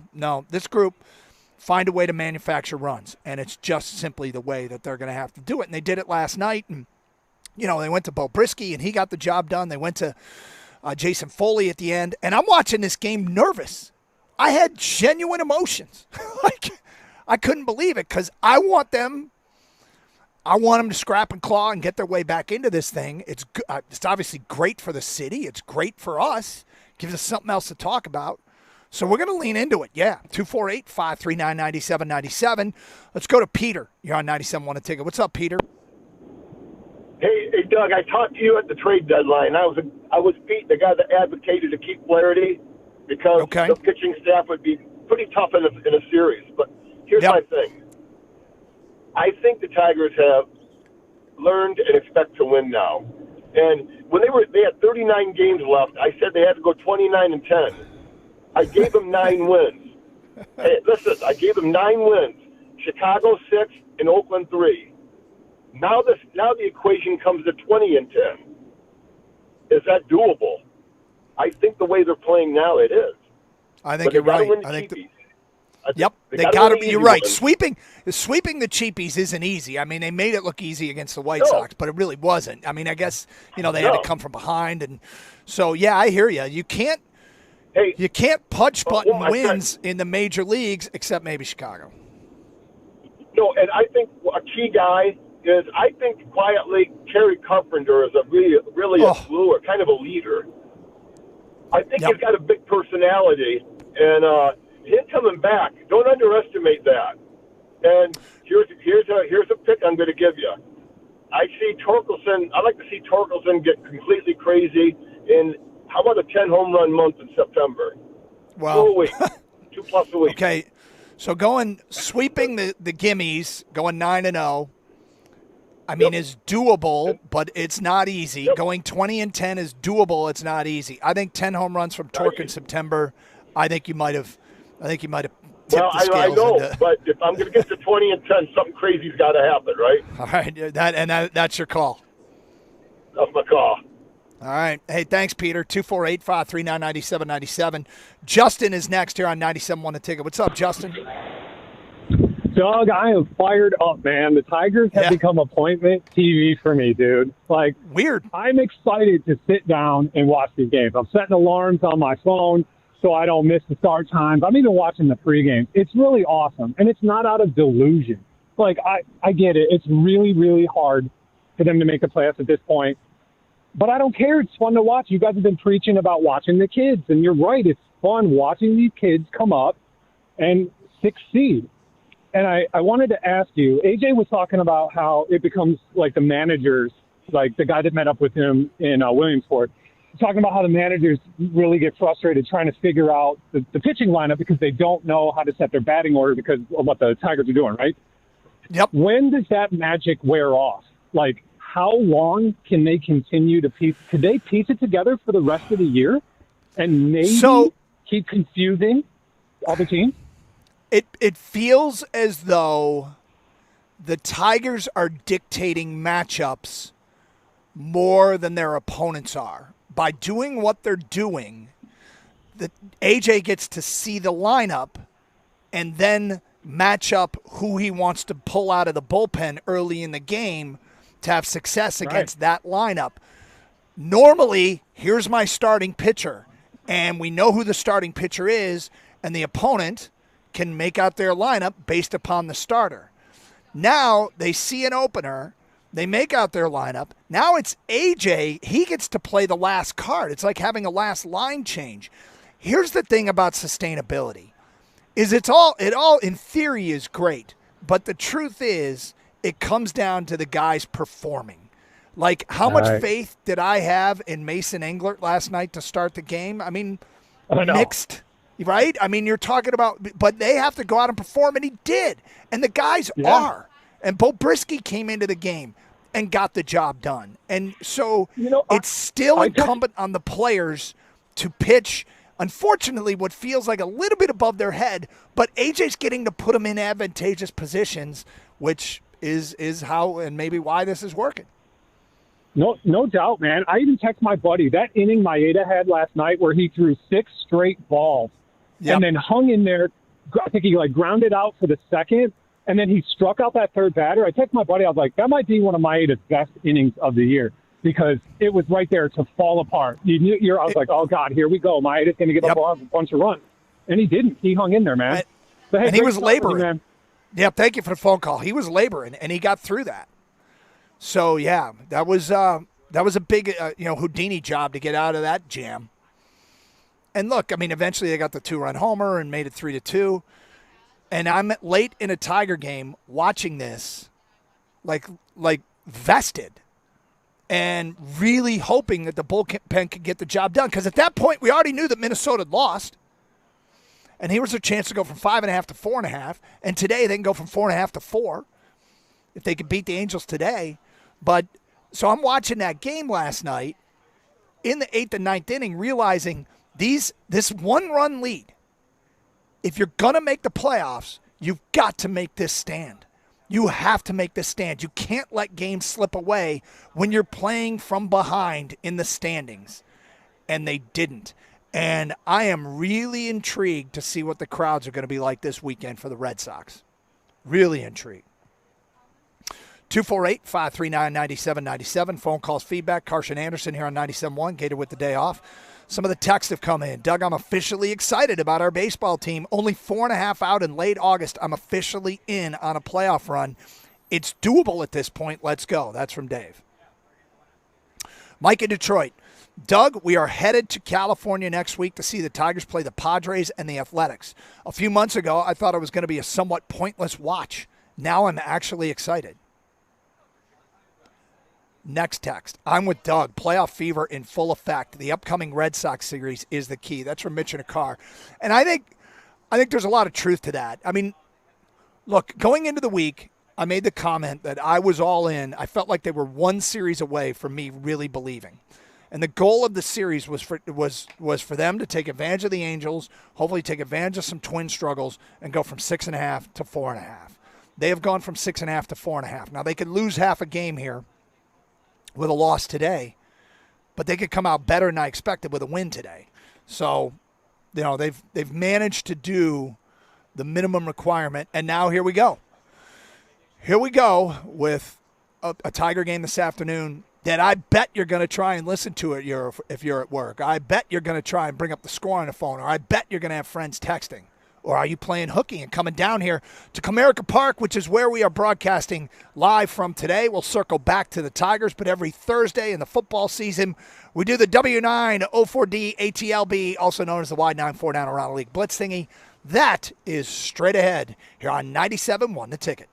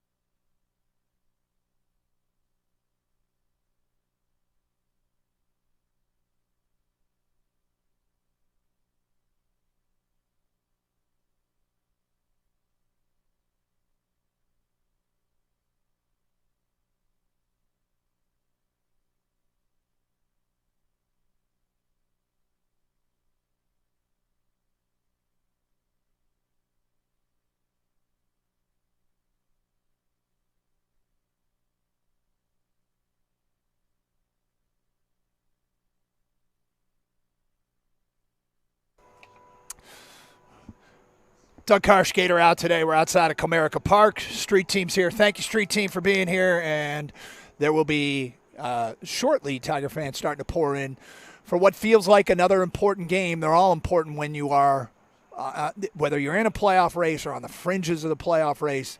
They're doing something, right? They're doing something. And a win today, and they'll be 4 back of a playoff spot with a massive series against the Red Sox. You got to think about it. If one of these two teams sweep, it might be sweeping the other out of playoff contention. But maybe a little too early to say about the Red Sox, but Detroit is sitting pretty as it stands right now in this chase compared to where they were. Let me not get carried away. They're sitting pretty compared to where they were. I mean, at one point they were 8 games under 500. They just reeled in a Seattle team that was at one point 11 games over. Hard to believe. All right, let's talk some NFL with the Blitz thingy.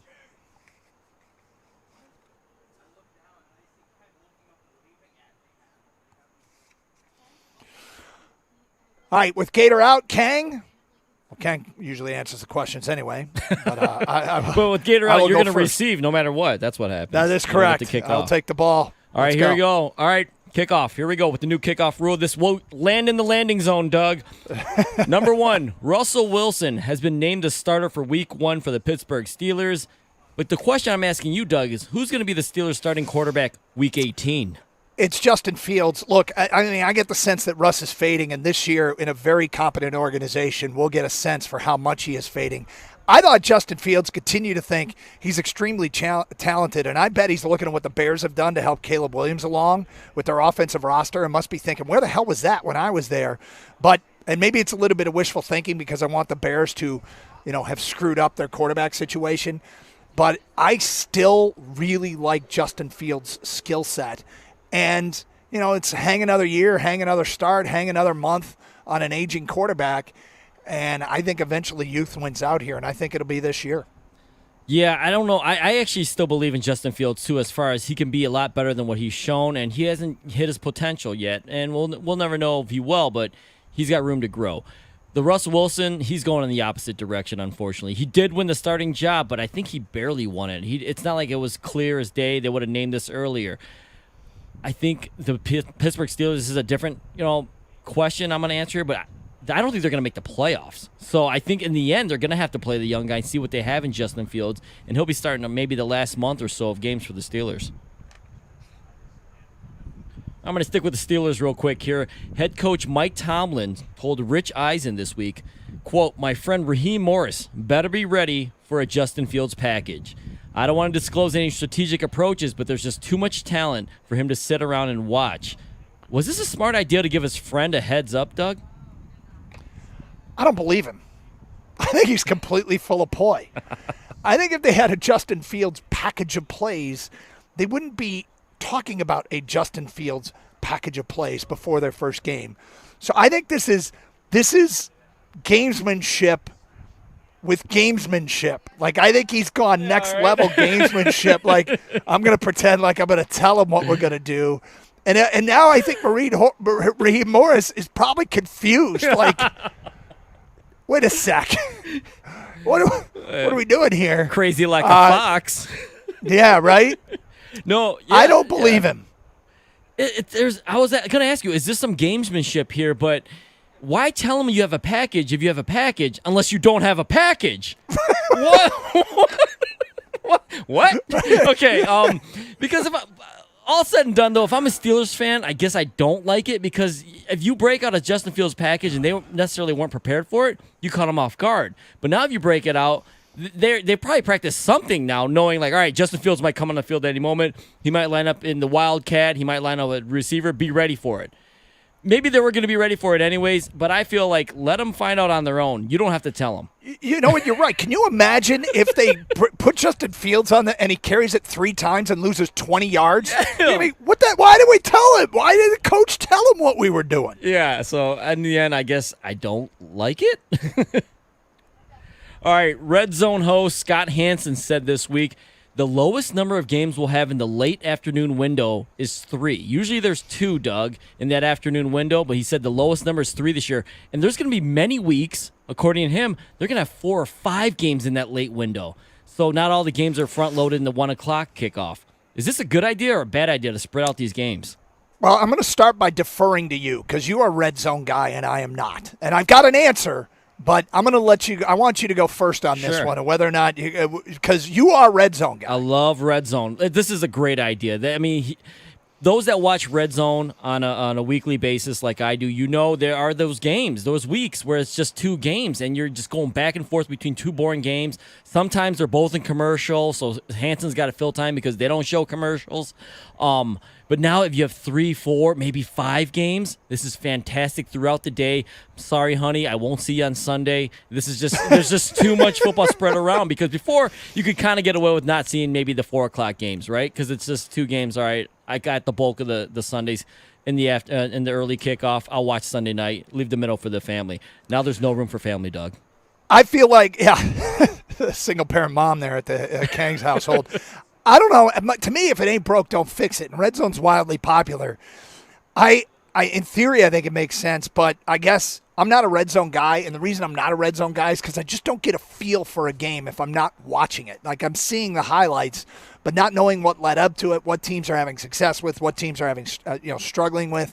So, to me, I just want to watch one game, maybe 2 at once. But for red zone, it's hard for me to keep track when you're getting into 4 and 5 games. So, I guess my answer to your question here is I don't care. All right, what QB this year, Doug, is under the most pressure? All right, so I'm trying to think of how professional athletes look at pressure.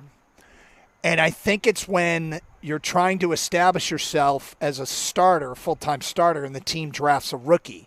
Well, it feels like everybody's already decided they're going to start the rookie. And so there's that. You're under pressure when everybody thinks you have a complete team, but they only question you. There's that. But I think the real pressure comes from contracts. Guys that are after contracts. And so the 2 names I came down to were Dak Prescott and Brock Purdy. I think Brock Purdy is under the most pressure in the NFL because when you're a 7th-round pick, I still think there's always a scintilla of doubt in the back of people's mind. And so he's still playing for that big contract. It looks like San Francisco is war-chesting for it, but I think Brock Purdy has to match what he did last year, and I'm going to go with Brock Purdy is under the most pressure. Wow, I'm a little surprised by the answer. I did not expect Brock Purdy. There are a lot of quarterbacks under pressure because, I mean, that's the most pressure-filled position in the league. You get paid the most money, you get the most criticism, you get the most praise, so there's a lot of pressure. And you're right, Doug. There's many different ways to, account, like, what kind of pressure are we talking here? I'm going to go with Josh Allen, and here's why. I've been told he's elite. I think he's elite, but he has not been to a Super Bowl yet. And Joe Burrow has, and I know there's other young quarterbacks that haven't as well, but Josh Allen was just voted in a player's poll the most overrated quarterback in the league. And I wonder, okay, how does he shake that? How does he get that monkey off his back? He's got to get to a Super Bowl. And I know he lost Stephon Diggs, but it doesn't matter anymore in this league. You get paid that amount of money, and he's going to get another huge contract as well. You need to step up. He hasn't won an MVP. He hasn't gotten to the Super Bowl, like I said. I think it's a big year for Josh Allen. He led the league in turnovers last year as a quarterback. He's got to limit those turnovers and get his team to the next step. Unfortunately for him, the AFC is a bloodbath, but he's got to find a way through it. All right, Bill Belichick is going to be very visible. This NFL season. It's an off season for him because he's not coaching, so it's a little different. He's going to be on 11 shows with Peyton Manning this year called The Breakdown. He's got 11 appearances on the Manning Cast. He's going to be on McAfee every Monday. He's going to be co-hosting a show, The Underdog Fantasy, and he's going to co-host another show called Let's Go Podcast, which Tom Brady used to do. Is Bill Belichick ever going to go back to coaching? I doubt it. I think I've talked to former coaches when they get into broadcasting, and they can't believe how easy the broadcasting jobs are compared to coaching, and they like getting things like sleep. And I also think it gives him time to hang out with his 24-year-old girlfriend. He's done. He's done coaching. And I wouldn't be surprised if the biggest factor might not be the last factor, the young girlfriend. Well, he is older. Don't tell his girlfriend that because she's a lot younger. But it's been in his blood, his DNA so long that I think he gives it one last shot next year, and it's because the opportunity will present itself with the Dallas Cowboys. He is going to kick the can one more time and try to get the Cowboys the Super Bowl ring that Jerry Jones desperately wants. It's been so long for America's team, right?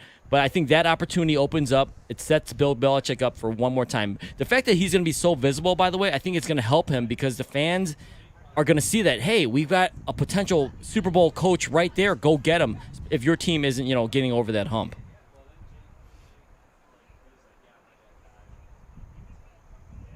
All right, 11-12 Los Angeles Chargers were stuck in a hotel elevator in Dallas the night before their game last week, Doug. 2 hours later, the Dallas Fire Rescue assisted those that were stuck in the elevator by lifting them through ceiling panels in an adjacent elevator. Doug, is this something you think about every time you step into an elevator? And where does this rank amongst your fears? I think about it 100% of the time, and it ranks number one. Wow. I have 2 recurring nightmares. One I haven't had in a long time. I used to have it when I was a kid, and that was I was being chased around my neighborhood by a bad guy driving a street sweeper. Yeah, a street sweeper. So that was one recurring nightmare I had all the time. And the other is I'm in a falling elevator. Getting stuck in an elevator, would make me uncomfortable. The falling elevator one, where every time I have it now, I'm like, this is the dream. Wake up. Like, I have it so much. I don't know what it is. I don't know why I have that. I can't believe you asked this question. I think less of you for doing it. I'm mad at you for asking this question because this is like my number one fear is being in a falling elevator. My son just got a job and his apartment's on the 17th floor. And I'm like, I got to take the stairs? No, you're not taking the stairs. That's Probably maybe not, you might. I don't know. I asked him, is there a chance you can get a lower floor? And he's like, no, this is what was available. So Great. He's going to be taking the elevator every day then. Because the reason this is a realistic fear, risky behavior, is because it is something that everyday Joes do every day. There's a possibility of this, even if it's slim, of happening. Yes, I think about this every time I step into an elevator. I think about who's in there with me. How long can I stay in there with them? How long are they going to before they annoy me? I think of all this stuff within 10 seconds of being in an elevator. All that stuff runs through my mind because it is a possibility. Because we actually go into elevators more than we see street sweepers, Doug. That is true. That is true. And that concludes the Y9 Omaha 4 Down Around the League Blitz Thingy. Hey, Doug Karsch outside Comerica Park. And a reminder, the University of Michigan Credit Union, an outstanding organization. Their team members work really hard to ensure exceptional member experiences. I just met with them a couple months ago, had a great meeting. And look, the leadership at the top is what makes the difference. And they got exciting new news to share with you. UMCU is teaming up with Will Johnson, national champion, cornerback, All-American. He's awesome. Chance to be team MVP. And you can be an MVP as well with UMCU checking account. It's an unbeatable offer. The University of Michigan Credit Union gives you a chance to intercept your debt by becoming a team member and opening up an MVP checking account today. You get to set up direct deposit, transfer your existing loans from another financial institution, and bam, just like that, you get 2% off your current interest rate. This is huge because 2% savings can start to add up real quick. Intercept your debt and become a member today. Visit umcu.org. Some restrictions apply. Visit website for full details. Insured by NCUA. University of Michigan Credit Union, proud partner of Michigan Athletics.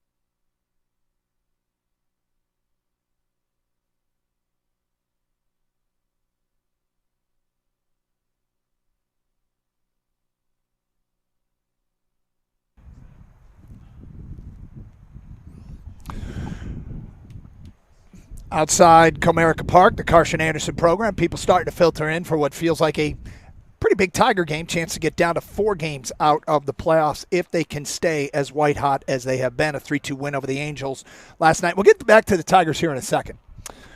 But, Kang, I got to ask you a question. That last question you asked in the Blitz thingy about the elevator, I really, really don't like elevators. Really? And I don't like them because of the recurring nightmares. If you had the same nightmare all the time, you probably wouldn't. It'd probably make you uncomfortable as it pertains to whatever your nightmare would be about. But I was thinking about during the break that I kind of have a stair threshold. Like if you walk into a building and there's an elevator and there's stairs next to the elevator, what is the threshold of too many floors for you to take the stairs? I was just going to ask you this question because you're fear. Yeah. Yeah. At what point when you're standing there and you're waiting for an elevator, but you also next to it see the door and go, wait a sec, I could just take the stairs. What is the threshold of how many floors will you say that's too many? All right. The first threshold, honestly, is wait time. Like, you know what I mean? Like how many people are waiting around with you for the next elevator, things like that. And then you look at, all right, how many floors do I need to go up here?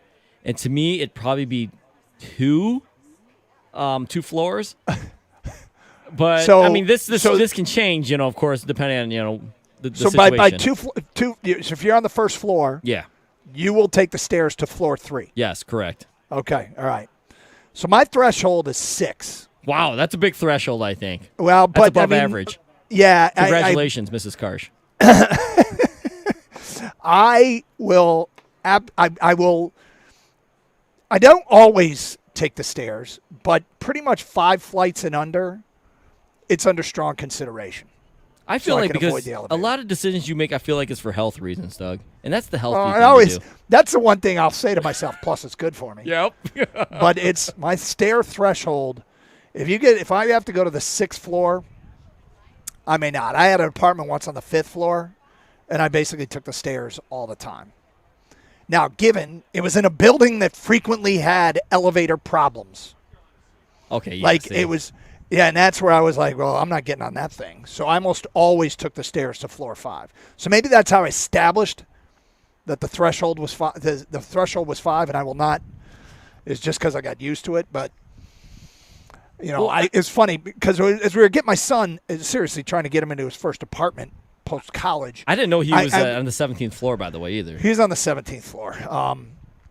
As he was looking for places, I was like, low floor. And it's because when you read reviews, when an elevator goes down in an apartment building, it's a nightmare. And I'd read reviews, and there were a couple of buildings he was looking at where the people would post, the elevator goes down all the time. And I'm like, I hope it doesn't happen to you on floor 17. But knowing him, he'd probably get a hotel. He'd be like, screw that. I'm not going home tonight.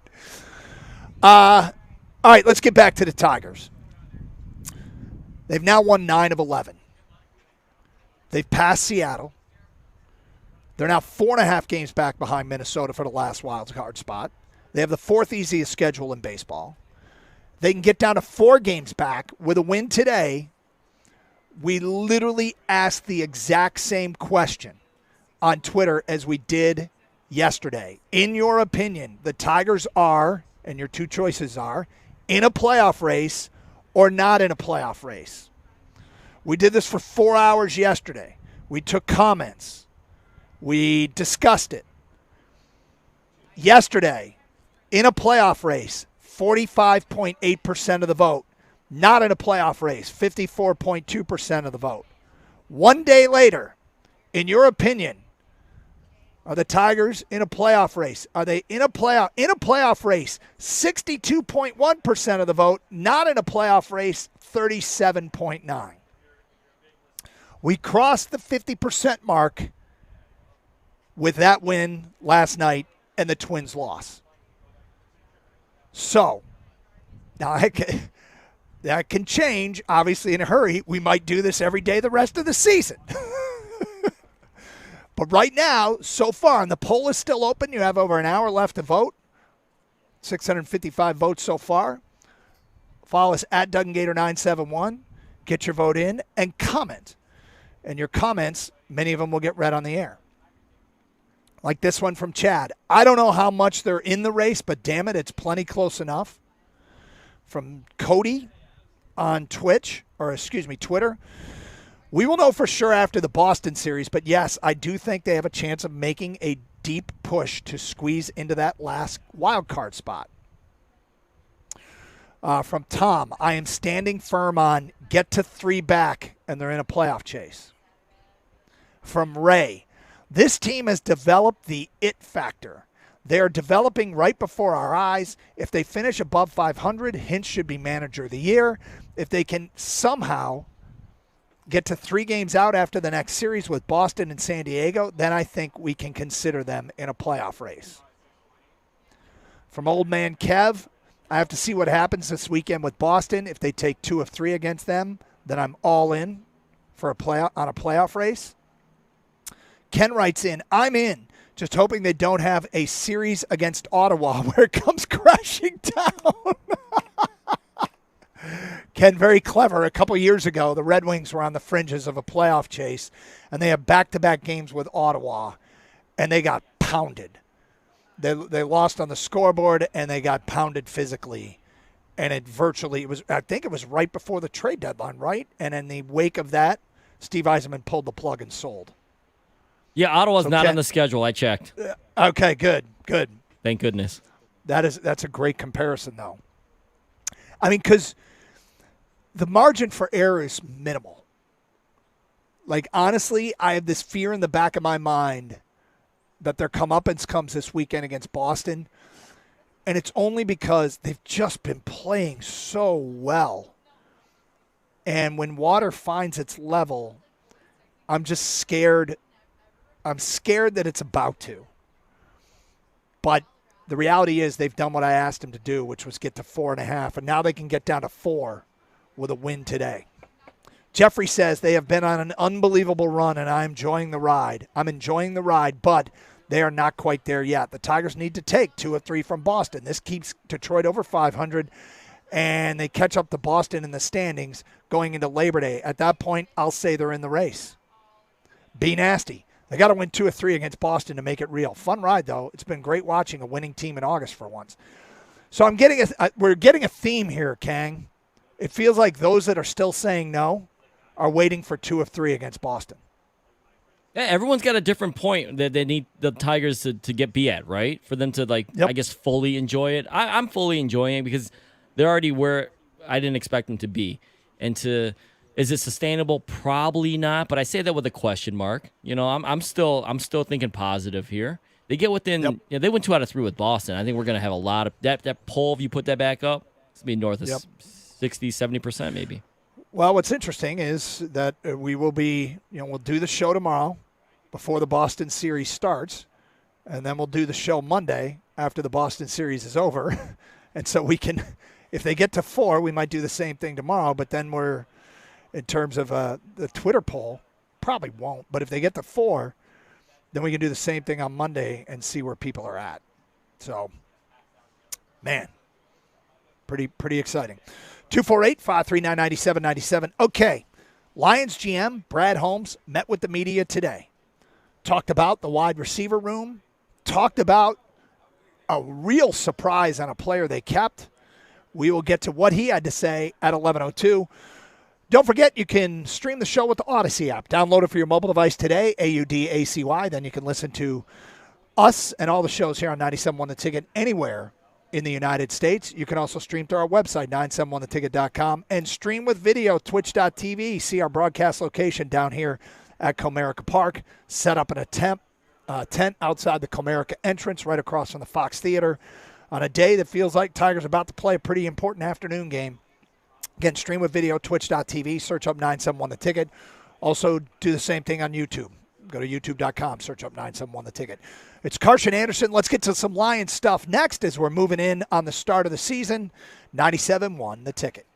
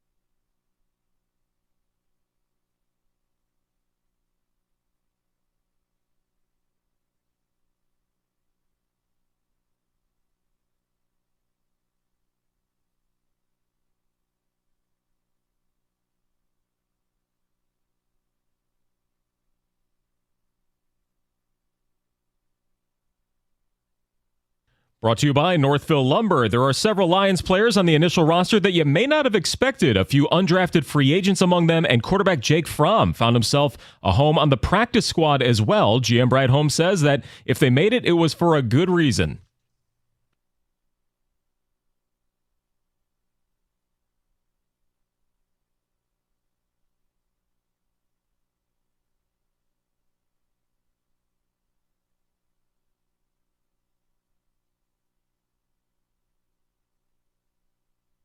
Yeah, talking about Fromm there. Holmes also mentioned that a possible new contract for Aleem McNeil is in the very early stages. His camp knows that they want to get it done eventually. Also, Donovan Peoples-Jones is back, signed to the practice squad after being released a couple days ago and clearing waivers. Elsewhere in the league, you will not see a fourth rookie quarterback starting just yet. Jacoby Brissett winning the Patriots job over Drake May. 3 of the 6 first-round quarterbacks will be starters, including Williams, Daniels, and Nix. Don't look now, but the Tigers playing themselves back into a potential playoff race with a month left. They're just 4.5 back of a wild card spot after winning 6 straight games. They've got a matinee at Comerica Park to finish up the series with the Angels and possibly break out the brooms. Cater Montero gets the start 1:10 p.m. right here on 97.1. From the Corewell Health Sports Desk, I'm Chris Villar. For more, go to 97.1 The Ticket and Odyssey.com.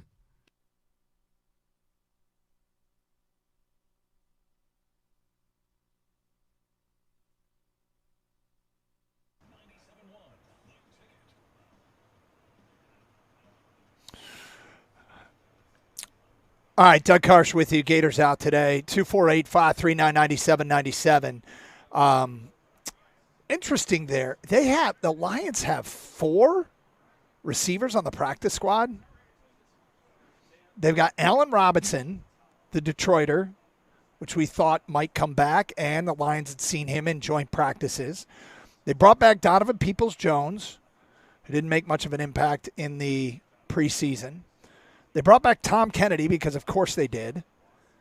And they added Tim Patrick. They have 4 wide receivers on the practice squad. That's interesting. I want to get to that coming up. But we promised we'd get some Brad Holmes sound. So the Lions GM met with the media. This is maybe the most competent person that the Lions have ever hired. His drafts have been killer. He does a great job at identifying undrafted free agents. He's not perfect by any stretch of the imagination. But he's taken this organization. He is the backbone of taking this organization to really previously unforeseen heights in my lifetime, which is, sure, they've been to an NFC title game before, but this feels like a credible group that's not going anywhere. And with his skill set, constantly replenishing the roster with young players, it'll help them defeat a salary cap that is put in place in large part to control costs, but also to breed parity. But if you're drafting well, it can be the antidote to the salary cap. But anyway, Brad Holmes speaking with the media. Now, you just heard the update there. In the update, him talk about Jake Fromm. Early last week, Dan Campbell made the comment that Nate Sudfeld had a leg up for the backup job. 1 week later, he does not make the backup. He doesn't get the backup job. Hendon Hooker does. He gets released, and he doesn't even make the practice squad. Jake Fromm makes the practice squad, who's been here for about an hour and a half. He makes the practice squad, and Nate Sudfeld doesn't. I don't want to think that Dan Campbell was lying to us, and I don't think he was. I think Hendon Hooker had a great game on Saturday. And I think Brad Holmes liked Fromm out of college.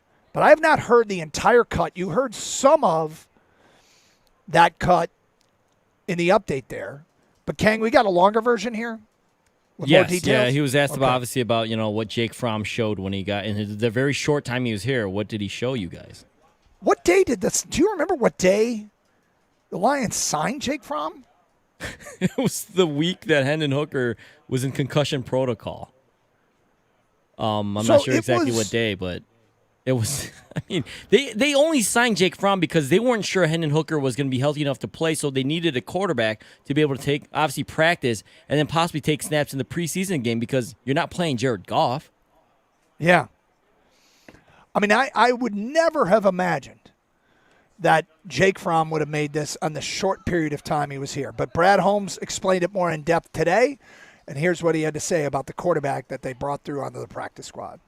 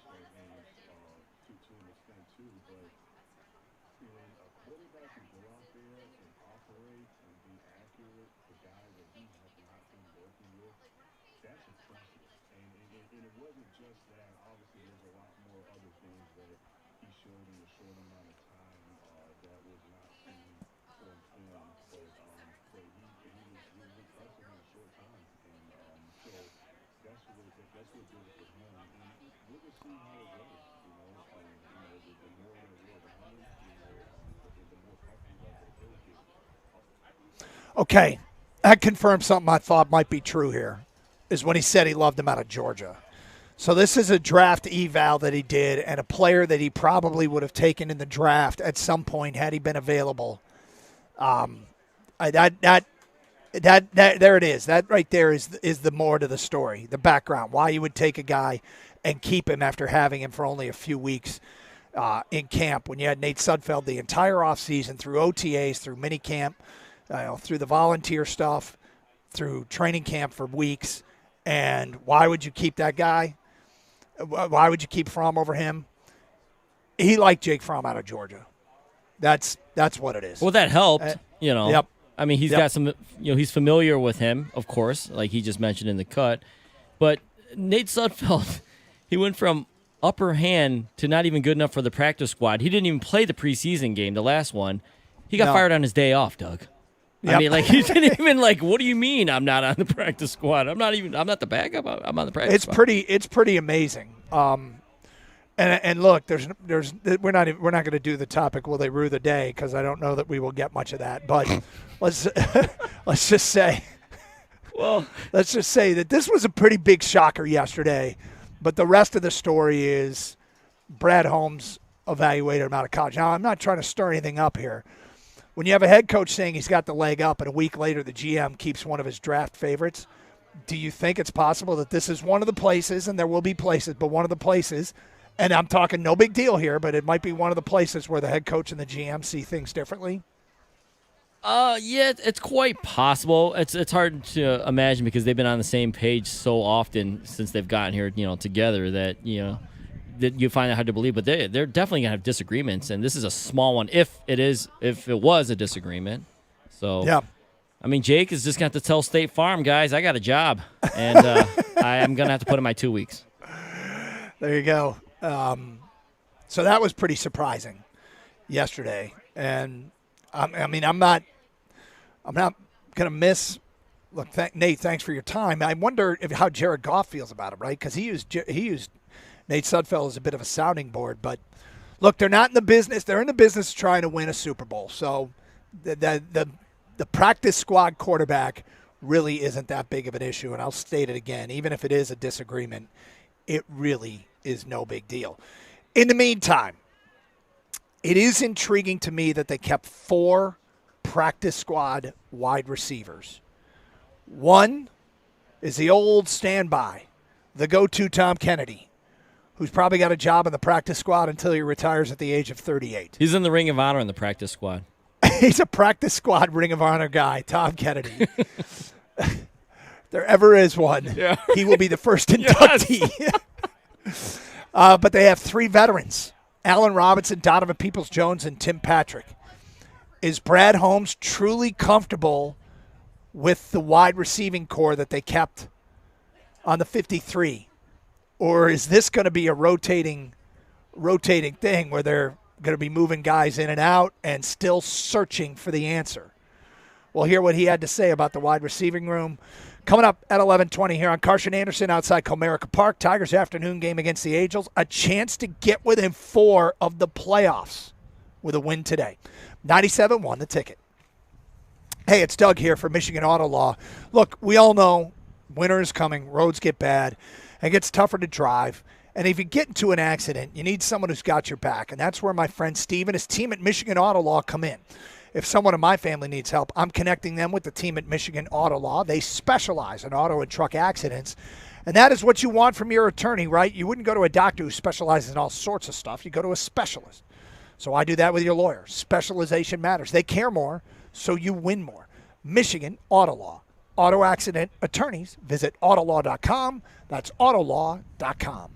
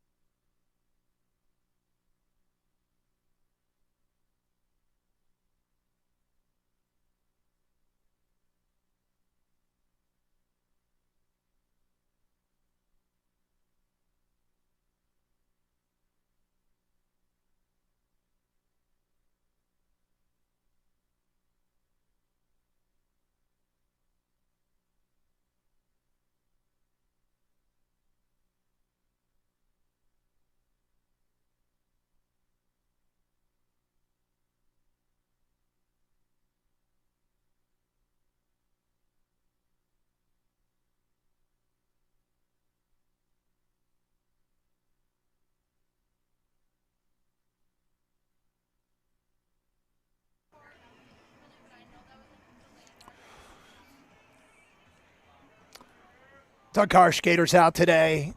Outside of Comerica Park, big Tiger game coming up. Spent a good portion of the first hour talking about the Tigers. We'll revisit him a little bit later on as this team has scratched and clawed and found their way they're either in a playoff race or on the cusp of a playoff race. However you want to call it, whatever you believe, I think it's pretty safe to say you're in one of those two camps. You either already believe they're in a playoff chase or they're on a cusp of a playoff chase. Go vote and comment on our Twitter poll at DougandGator971. We'll continue to update that throughout the day here on Carson Anderson on 97.1 The Ticket. All right, so we're talking about the final practice squad. I guess it's not final because the practice squad changes all the time. But when the Lions announced their practice squad, there were some surprises. Jake Fromm making it over Nate Sudfeld at quarterback. That was a surprise. There's 4 wide receivers on the practice squad, which I think is telling. And we'll get to what Brad Holmes had to say about the wide receiving core coming up in a minute. But first, here's what he had to say about something we might be about to see, all of us. We've heard about it. We've read about it. We've seen highlights here and there on social media and other places. We've all heard about Jameson Williams poised to have a huge season. How much better he looks, how much more complete his game is, and how he is going to become a reliable target for Jared Goff. Deep threat, get the ball in his hands, difference maker. We've all heard about it. We won't see it until a week from Sunday night. That's our first chance to see it on a grand scale in a game. So, the GM, Brad Holmes, was asked about J-Mo's development today. Here's what he had to say.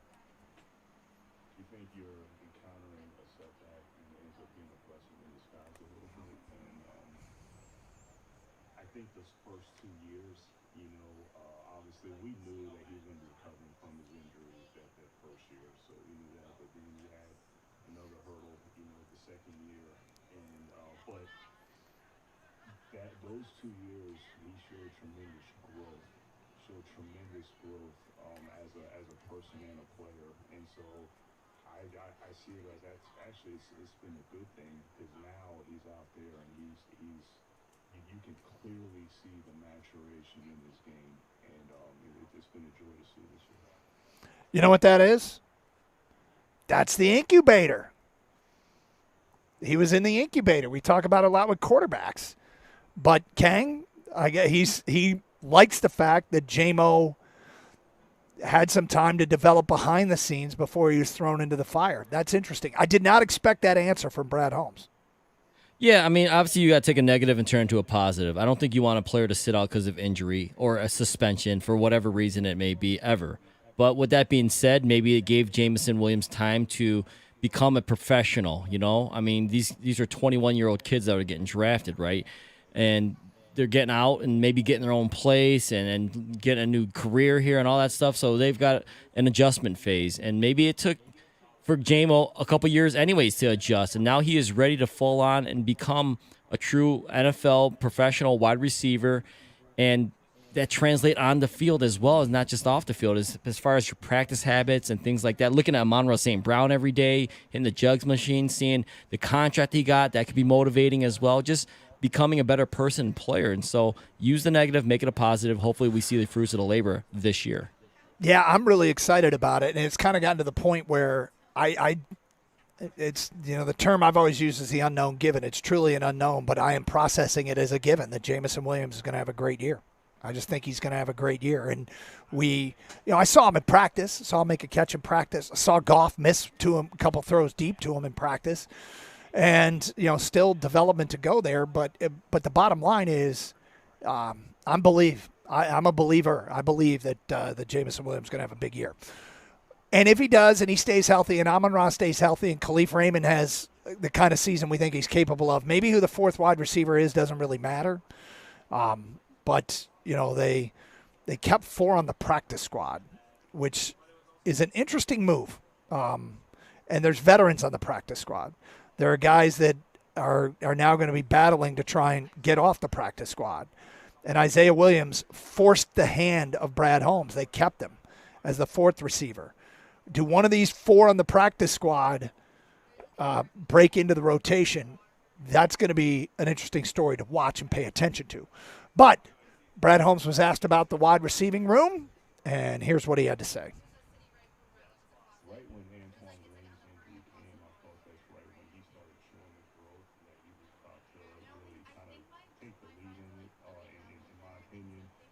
unfortunately, that happened. But we still have confidence in the guys that we have. Nobody really took that other position. And we're not going to give out a position either. So that's why we have 4 receivers on the active. I just don't think that that's right. When you give this guy the spot because that's the next guy. That's not how we operate. But I would say I would have less confidence if we didn't have the other guys that we have. Because you look at the one position, right? I know you asked us about that one position. But I'd have less confidence if we did not have an elite player leading that one position. If we did not have Jameson, we did not have elite playing there. And that's that one piece of the offense.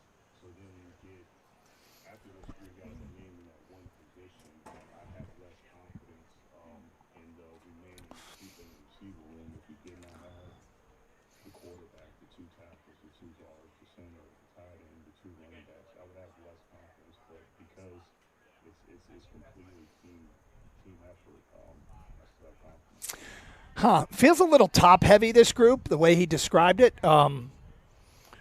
What is interesting there is when they built the final 53-man roster. In theory, my takeaway is they wanted a 5th receiver, but nobody grabbed that spot. So here's my guess. Every day in practice, every day there's a battle to try and break into the roster for the 4 guys on the practice squad. It doesn't mean they're sending a receiver down. It probably means they send somebody else down.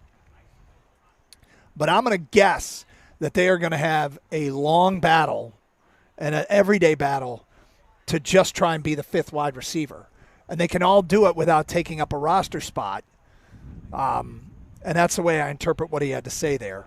I will be a little surprised if they don't play a bunch of games with a 5th wide receiver this year. I bet that they do. It's just a matter of which one of those guys wins the job. And they've got 3 veterans and the always omnipresent Tom Kennedy battling it out. Kang, what was your takeaway from that? Yeah, I think he said it without really just basically saying it, which is there's somewhat of a concern with the receiver behind the top 3. But it's not that big of a concern because the rest of the team is so damn good and they can make up for it. Who is going to be that, the guy behind Williams or if there is a 5th receiver? We're not sure yet. To hold that many receivers in the practice squad is a little bit telling, Mm-hmm. Allen Robinson's, I like the pickup on the practice squad. It doesn't hurt you, but his best days are clearly behind him. Can he help this team fulfill a certain role, though? Can Tim Patrick be that guy, coming off some big injuries in his career? I think they're unsure of who it is. I mean, I guess Tim Patrick might be the first guy, you're going to think about you would call up from the practice squad. But with that being said, they believe so much in that offensive line, in Jameson Williams and St. Brown, all the other weapons that, yeah, they can be a little weaker there because we're so good elsewhere. And by the way, those guys have room to grow too, right? Yep. And they'll always have the safety net of the cap space. You just hope that if they do need to add to the room, that a team at the trade deadline is looking to move on from a wide receiver, and it aligns with a player that the Lions like. And you can't count on that being the case, but it's always there that you could potentially make another move. 248-539-9797. Who do we got next here on 97 on the ticket? Is it Sean? It's Sean. You're on 97 on the ticket. What's up, Sean? Hey, how you doing, Doc? Good, thank you. This is my 5th call this summer when I kept talking about we need length. Remember, I got arguments with you and Gator. I don't know if you remember that or not. But we got it, right? So my prediction here is either Allen Robinson or Tim Patrick will emerge as the 3rd wide receiver. And one of those guys will absolutely eclipse Raymond at that spot and take over that position and get all the playing time. That's my prediction. You're calling your shot right now, huh? 100%. I can't imagine Khalif Raymond if Tim Patrick is healthy, first of all, or even Allen Robinson, 2 experienced guys with the length that's needed at that role, right? They're going to win the job. That's my prediction. Okay, well, you're on the record, and thank you for your call. And, I do remember a guy being consistent about wanting size, so Some of the guys they have here would qualify, and those battles will be going on in the dark. It's not like we're going to see them. 248-539-9797. Speaking of predictions, interesting prediction for the NFL season. I mean, a detailed, long prediction for the NFL season for our Lions team. I'll tell you what it spits out in the end. That coming up today at 11:32. It's Carson Anderson outside Comerica Park here on 97.1 The Ticket.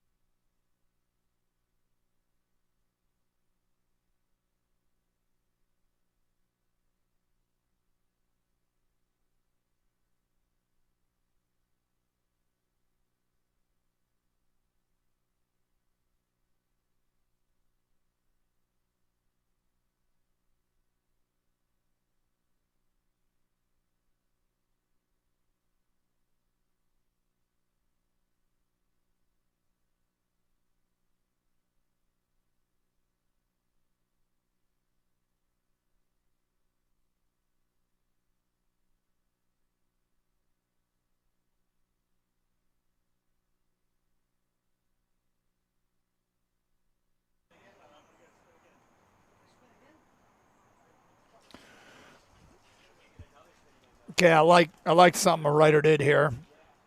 And I mean, it's not breaking new ground. I'm saying I like what he did here. It's Connor Orr from Sports Illustrated who went through the NFL season and picked every outcome of every game, game by game.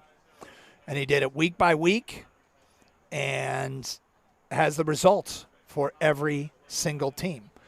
And it's kind of awesome because we can literally figure out at the end what his playoff field looks like, right? We will know, since we know the outcome of every single game, we can set the seeds for the playoffs. So, of course, we'll do it with the Lions, right? All right, so here's the Lions schedule. Week 1, the LA Rams, Lions win.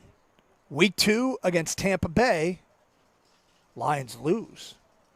Week 3 against Arizona, Lions lose at Arizona. Kang, he's got the Lions off to a 1-2 start, including a loss to Arizona, a loss to Tampa at home, and a loss at Arizona.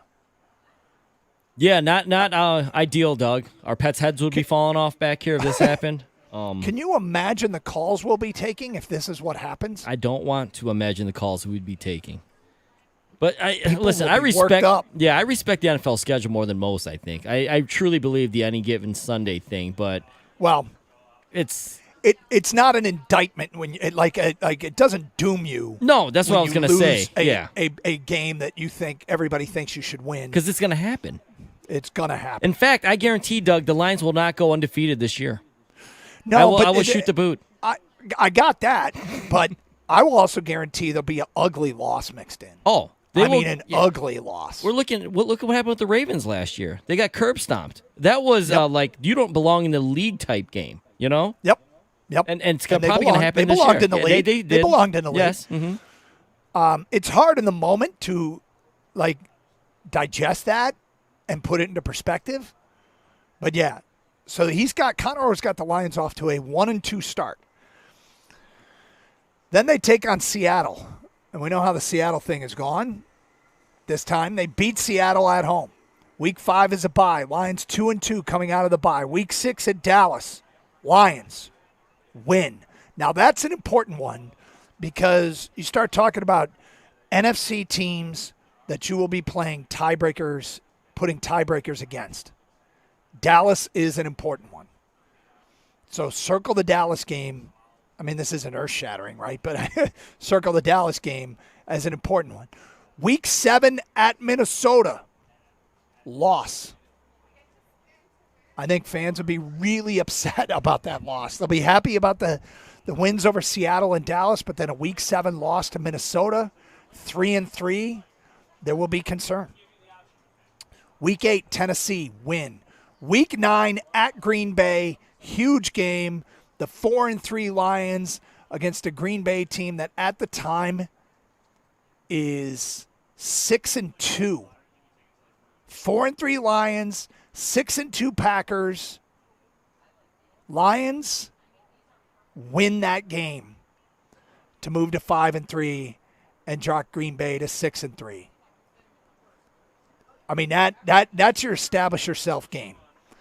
If this goes down this way, the way Connor or Sports Illustrated presents it, that win at Green Bay is the one where you establish yourself.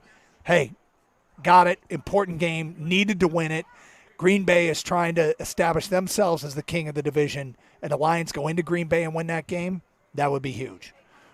All right, so the Lions now 4-3 at Houston, win. Jacksonville, win. At Indianapolis, loss. They're your boys, Kang. Your Colts. Well, you know how I feel about this, Doug. I'm going to be rooting for the Lions, of course, that game. Course, but, yes. I will also be a little smirking if, the Colts look good. Right. Kang makes an annual bet in Vegas. A long shot bet. A long shot bet to win the Super Bowl. And this year he took the Colts. All right, so Lions after week 12, 1, 2, 3, 4, 5, 5-4, 5-5. That's not right. 1, 2, 3, 4, 5, 6, 7, and 5. Week 13, Chicago, win. Week 14, Green Bay at home, win. Week 15, sweeping Green Bay. That's huge, right? Week 15, Buffalo, win. Week 16, at Chicago, loss. The Bears go into that game at 6-8, and the Lions go to Chicago and lose. So, Here are the Lions, 10-5 after the loss to Chicago, and they go to San Francisco. This is another one of those big tiebreaker games. Lions at San Francisco in Week 17. Connor Orr, Sports Illustrated. Win. Big win. Huge win at San Francisco. They come home to play a team that's had a rough go of it. The 7-9 Minnesota Vikings to wrap up the regular season, and the Detroit Lions beat the Vikings to finish at 12-5. So after a 1-2 start and a 3-3 start, Lions finished the season 12-5, according to Connor Orr. Now, because he does every game of the season, because he does everybody's outcomes, we can work with the tiebreakers and come up with the standings and the NFC playoff seeds. The Lions and the Packers both finished with the best record in the NFC at 12-5, but the Lions swept the Packers, so the Packers have to be a wild card. The Lions win the division on the tiebreaker over Green Bay and get the number 1 seed in the NFC. The number 2 seed in the NFC goes to the champion of the NFC West, the LA Rams, who the Lions beat earlier in the year in the opener, according to this. Rams are 11-6. The number 3 seed is the next best division champion. That's Philly at 10-7. And the number 4 seed, the winner of the NFC South, Tampa at 9-8. Your wild cards are Green Bay is wild card 1, San Francisco wild card 2, Dallas wild card 3. So, according to Connor Orr's season prediction game by game, here are your playoff matchups. The Lions get the 1 seed based on sweeping Green Bay, 2 teams that finished 12-5. The 2 seed is the LA Rams, and the LA Rams, as the next best division winner, host Chicago in the first round of the playoffs. The 3 seed is Philly, and Philly will host the 6 seed. That's Philadelphia hosting Dallas. And that leaves the final matchup, and that is Tampa, the 4 seed, hosting. Oh, did I miss one? I messed this up. I did mess this up. Tampa is hosting Green Bay. So where's San Francisco? Philly's hosting San Francisco, and the Rams are hosting Dallas. That's my bad. My bad. So there's your playoff standings. Philly hosts Dallas. The Tampa hosts San Francisco. And I've confused myself now. The Rams are hosting Green Bay. So there you go. There are your playoff matchups. According to Connor Orr, Kang, if this plays itself out, any thoughts? Well, the first thought is, the division is tough. The NFC North. Oh, yeah. That's. Yep. I mean, we thought we had some. Hey, we're on the come up here. The other team's gonna play young quarterbacks. We might have a few years of controlling, being king of the hill, and not so fast, my friend. Right? And they do get the number 1 seed in this scenario, but they're tied with the Packers in record, and then the Bears already making the playoffs. No, they don't make the playoffs. They finish at 9-8. They miss out on tiebreakers. Yeah, all right, they miss out on tiebreakers. You messed me up on that, man. I messed myself up, quite frankly. But either way, 9-8 is still pretty good with a rookie quarterback. I know they helped him out a lot with what they surrounded him with. But the other surprising thing, just not the Lions related, the Rams with 1 seed. Yeah, or not 1 seed. I'm sorry, winning the division. Yeah, they win the division. Yeah, and I mean, again, let me stop. I got to reset this whole thing. He does have the Bears making the playoffs over Dallas. Oh, see, that's why I thought you said, yeah. I might have. I've completely butchered this, which isn't like me. I had it all mapped out in front of me, and I completely butchered it. Lions get a bye. 2 seed Rams face the 7 seed Chicago. 3 seed Philly faces the 6 seed San Francisco. 4 seed Tampa hosts 5 seed Green Bay in the playoffs. Yeah, the team that he's at. Seattle. Think that's right. I apologize. I butchered it. Dude, you're killing me over here, man. I know. I'm killing the entire audience. I lost him 5 minutes ago. Dude, Seattle's out, Chicago's in, basically, and everyone else is the same. We'll see how this plays. It was really hard to predict these things, of course, but like I said, I go back to my original thought, Doug. The NFC North is tough. NFC North is tough, and Lions sweeping Green Bay is big. Lions also beating Dallas, the Rams, and San Francisco. Massive for tiebreaker purposes. All right, there you go. I will move on and forget I ever did that segment. 248-539-9797. Got some Tiger stuff we will get to coming up. Also, AJ Hinch spoke to the morning show here, the best of what he had to say before the show was done, leading into an afternoon Tiger game here on 97.1 The Ticket.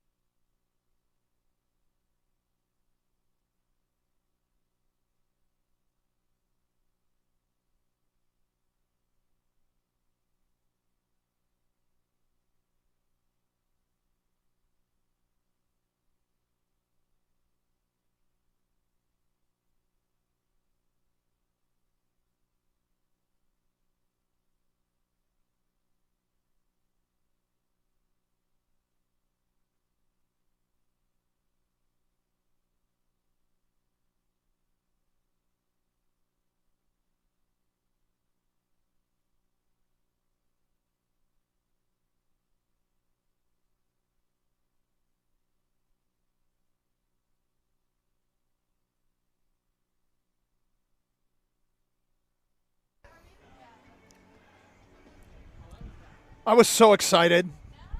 I was so fired up. And I like doing this. And I completely screwed it up. Oh, dude. You're usually way on top of these things, man. It's honest okay, to God, man. It's okay. I completely screwed this up. So, if you're just joining us, Connor Orr does game by game in the NFL, week by week, every outcome of every game. I worked my way through the Lions' schedule. They're 12-5. It's awesome. It's fun. But since he did the whole league, now I have literally every game, which means I can put together the playoff matchups. And I sit down and I map it all out, and I'm like, okay, I got this. And I'm like, okay, 2 play 7, 3 play 6, 4 play 5. All the division winners get a first round game. Those are the seeds 1 through 4. Top wild card's 5, second wild card 6, and the last team in is 7. Got it. 7 plays 2, 3 plays 6, 4 plays 5. This will work, no problem. I present it. I completely butcher it. I got 8 teams in the playoffs. I got Chicago and Dallas both getting in when Dallas doesn't get in. I messed up the tiebreakers. I messed up the matchups, confused the hell out of the audience, and I completely butchered this segment. Yeah, after all that work. It was usually, like I said, you're on top of these things, and I don't think even Connor Orr did what you did because he was like, this is too confusing to do. I'm not going to do this. But, Doug, you went there anyways. I mean, we had texts on this. Doug, it's not going to be too kind to you. Here they come, fast and furious. Yep. Cameron says, Doug, you drinking early at the Comerica Park at the Tigers game? I might be. Dennis in Allen Park, complete reset for Doug in 3, 2, 1. Thank you. Thank you. This one's from Mike. Doug has like 15 teams from the NFC making the playoffs. Nice job. Josh in Detroit. So according to Doug, Washington is hosting the Panthers in round 1. Okay. James from Howell wants to know, is Doug okay? Yeah. Yeah, it was it's okay, man. You know what? We move on from that, you know. Hey, that's a loss. Twitch, that's an L. That's it. On Twitch, DChiz1121 says, Doug has lost cabin pressure. Mayday, mayday, mayday. Okay, so look, because the Lions get a bye, if chalk holds, which it never does, they will play the winner. They will play Tampa in the second round of the playoffs at home. Tampa's playing Green Bay. Even if it's in Tampa, I like a 12-5 Green Bay team to go in and win that. But if chalk holds, Lions would play Tampa. Rams would play Philly, and that would be your Final Four if all the division winners win, which they probably won't. If Green Bay beats Tampa and the other two division winners win, then the Lions will play Green Bay at home. I would much rather play Tampa than Green Bay. But I have deep-seated Green Bay paranoia. I got problems. I'm going to need therapy. That's going to be my recurring nightmare. It's not going to be dropping in an elevator. It's going to be Jordan Love is the next great thing at quarterback in the NFL. All right. Thank you for your patience. Sorry about that. Completely butchered it. 248-539-9797. Some reaction coming in here to the Brad Holmes comments that we played for you earlier this hour from an unnamed texter. My concern is depth. There is no depth at any position group on offense. If someone goes down, this team is screwed. I would disagree with that. I don't think that I think running back is fine. I think tight end is fine. And I actually think offensive line is fine when you compare it to other offensive lines. You don't have starters too deep. I think they're back. Because think about all the guys that got hurt last year. And Owasika had to play, and Sorsdahl had to play, and Skipper had to play. And the Lions still had a great season, won 12 games. So I guess I don't know that I agree with this, that no position group on offense has depth. Kang, do you agree with that? I think the running back room has depth. I mean, Montgomery and Gibbs are your 1-2. That's, it's great to have two starting caliber running backs, and then behind them they have a guy they trust in Craig Reynolds and a real high ceiling guy who needs to develop, of course, in Vaki. So I think the running back room definitely has depth. The receivers, they have 3 solid guys that we can count on. Not sure after that. I understand that. But the offensive line, I think people don't recognize it's really hard to have good depth at the offensive line. You mentioned it. Go throughout the league here. 1 or 2 guy goes down. You're counting on a question mark back there and a guy that defenses are going to attack and exploit. So that's everywhere throughout the league. And the Lions have at least guys they're comfortable with that have done it. as recently as last year. Next text, I think people's expectations of J-Mo have gone down so much that people are expecting like 700 or 800 yards and 7 touchdowns. I'm expecting way more than that. I'm thinking like 1,200 yards and 10 total touchdowns. He's going to be an elite receiver that they drafted him to be. There you go. Next text, Tim Patrick is legit as long as he stays healthy. That's going to be our number 3. That's from A2 in Tecumseh. I like Tim Patrick, and I think it was totally worth it. I liked Allen Robinson. And so I think that there is a chance, that Tim Patrick could emerge for them. Allen Robinson, there's a Detroiter coming home. I always kind of always think that those guys have a little bit extra edge because, it feels like it can mean more to them. Yeah, and but what happened to DPJ, though, with that edge? I know. It's not a 100% certainty formula. It's not like some certainty like that playoff scenario you read earlier. Yeah, exactly. It doesn't work every time. If it worked every time, then you'd just draft your hometown guys. Yeah, you'd have Sex Panther. That's right. Here you go. We have got 34 minutes left to vote in the Twitter poll that we have. It's the exact same question as yesterday, with a couple of things changed. The Tigers have now won 9 of 11. The Tigers have reeled in Seattle in the wild card chase. The Tigers are now 4.5 games behind Minnesota for the last wild card spot.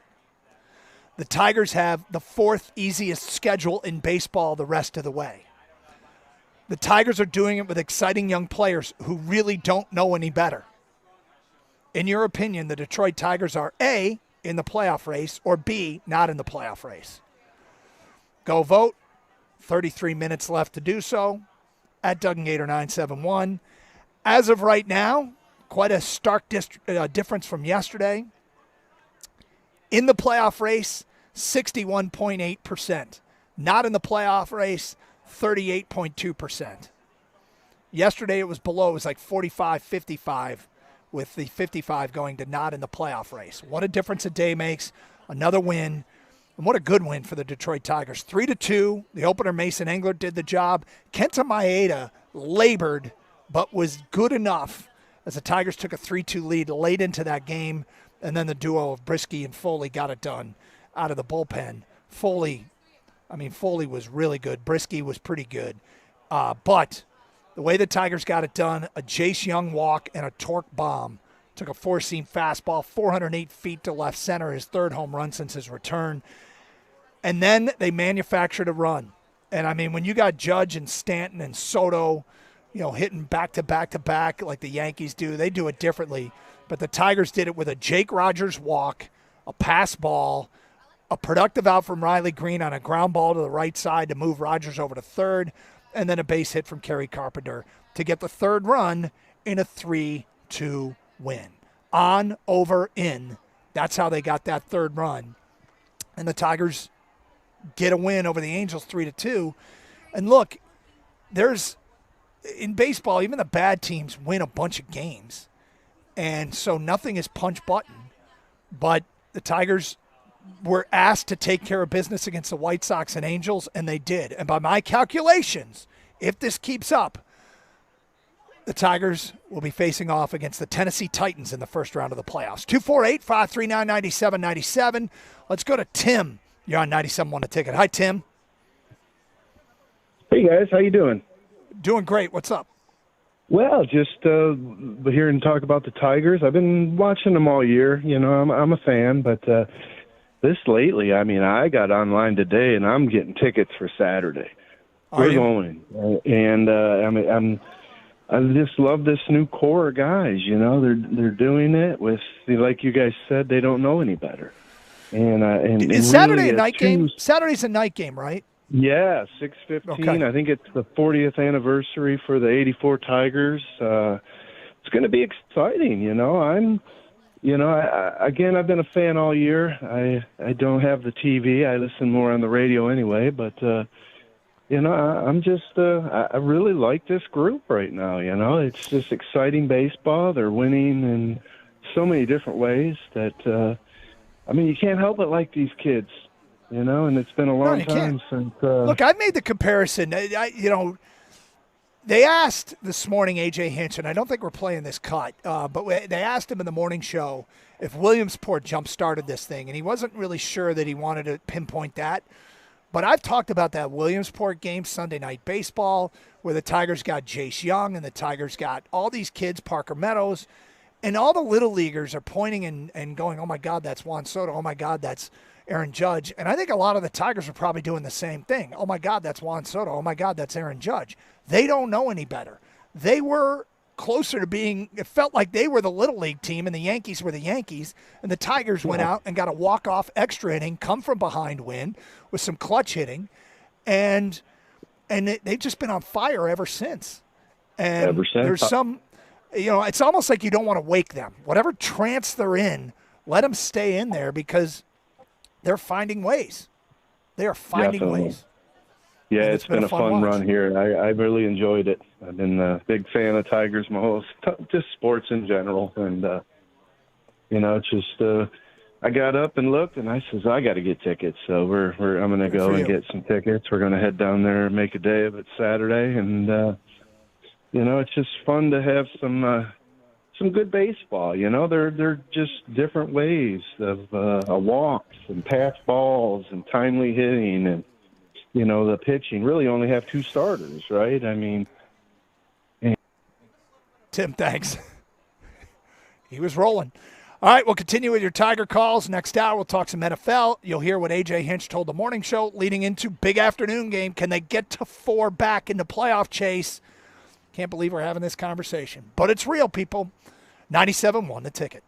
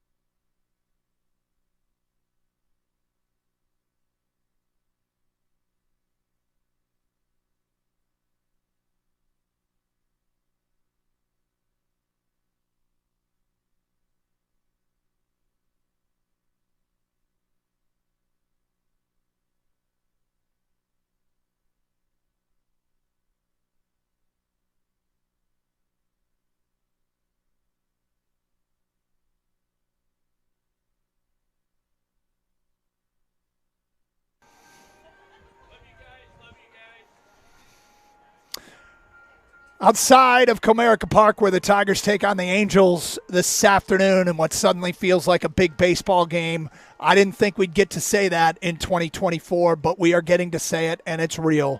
And people are buying in as our Twitter poll results are reflecting. And those that don't, we had a theme when we read a lot of this feedback earlier on the show. A lot of the feedback, people were waiting. They're waiting to see what happens in the Boston series. So that series is on tap. It would be awfully nice to win this and get to 4 games back. Boston ahead of the Tigers in a playoff chase, but the Tigers could pass Boston and just continue to reel in the Minnesota Twins. And the Tigers having an easier schedule than the Twins and the Red Sox the rest of the way certainly can help. 248-539-9797. Let's get back to your phone calls. We go to Brett. You're on 97.1 The Ticket. Hi, Brett. Hey, Doug. How you doing today? How's Comerica? It's nice. Are you at the Home Plate Club? I am not. I am outside of the Comerica entrance, right across from the Fox Theater. Oh, okay. Hey, well, I'm just wondering, and this is actually kind of broad across the entire station. Did anyone actually watch the Lions game this past week? Did you actually watch it? Because, I mean, yes. I know Georgia Tech, FSU. What was that? Yeah, we were doing the most of the guys at the station, we did the broadcast with the Lions, the alternative broadcast, the Manningcast thing. Yeah, unfortunately, I couldn't get it out here in South Dakota. And I even forgot about that. But here's what I'm not getting. And I get FSU and Georgia Tech was on, and that was a huge game. I have them both double box. I mean, that was a great college game. Yep. But how come no one has talked about Jake Fromm until today? I haven't listened to the station religiously all week. Yep. It came up on Monday, actually. It did? Okay, so I didn't hear. Yep. But all the callers I hear, I haven't heard anyone say anything about it. I think when it comes to Sudfeld, I mean, it was just the fact that he did have the most pro experience. So you're thinking you're going to hear something like that. Hooker definitely looked better. But I'm telling you what, and I think no one really gave him the credit. Fromm was elite. And you're talking if Jake Funk catches that pass at the end of that drive, you're talking about a touchdown. And we're all talking about Jake Fromm. I just think everyone's been outwardly disrespectful. Even my boy Valenti. Everyone's been disrespectful, and I don't get why. He's elite. I would trust him to come in, actually over Hooker at this point in time if Goff goes down during a game. Am I saying that I trust him starting? We only saw a drive, and then his second drive he took knees. But still, it's like if he had to come in mid-game, I trust Fromm. He looked elite. It was the fourth quarter of the final preseason game against guys who aren't in the NFL. And I'm encouraged. I'm intrigued, Brett. But the reason, I think it's okay to want to see more. I think the biggest reason Jake Fromm is a Detroit Lion today is because he was fine. Certainly, he did good things. I think Brad Holmes evaluated him out of Georgia and liked him a lot and got a chance to go get a guy that he wanted to draft at some point. And if Jake Fromm can be the Kurt Warner of this team, great.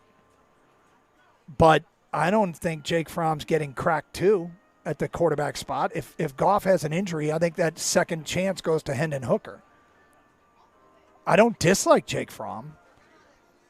He said, if you're questioning why he's not getting talked about. He said the word elite 3 times during that call about Jake Fromm. And that's probably 3 times too many, Doug. Jake Fromm. First of all, Monday we did actually get a ton of ticket texts on that. Do you remember on Jake Fromm and how hey, he looks like way better than Sudfeld, and I think it's a combination of Sudfeld not looking good at all in the preseason to the fans, and Jake Fromm looking competent in his short time here. But we're talking about Jake Fromm. My God, man, he said elite 3 times in a third preseason game in the fourth quarter. Yep. The Lions like him enough to put him in the practice squad. I don't know what more you can ask for at this point. How much does he want us to talk about Jake Fromm?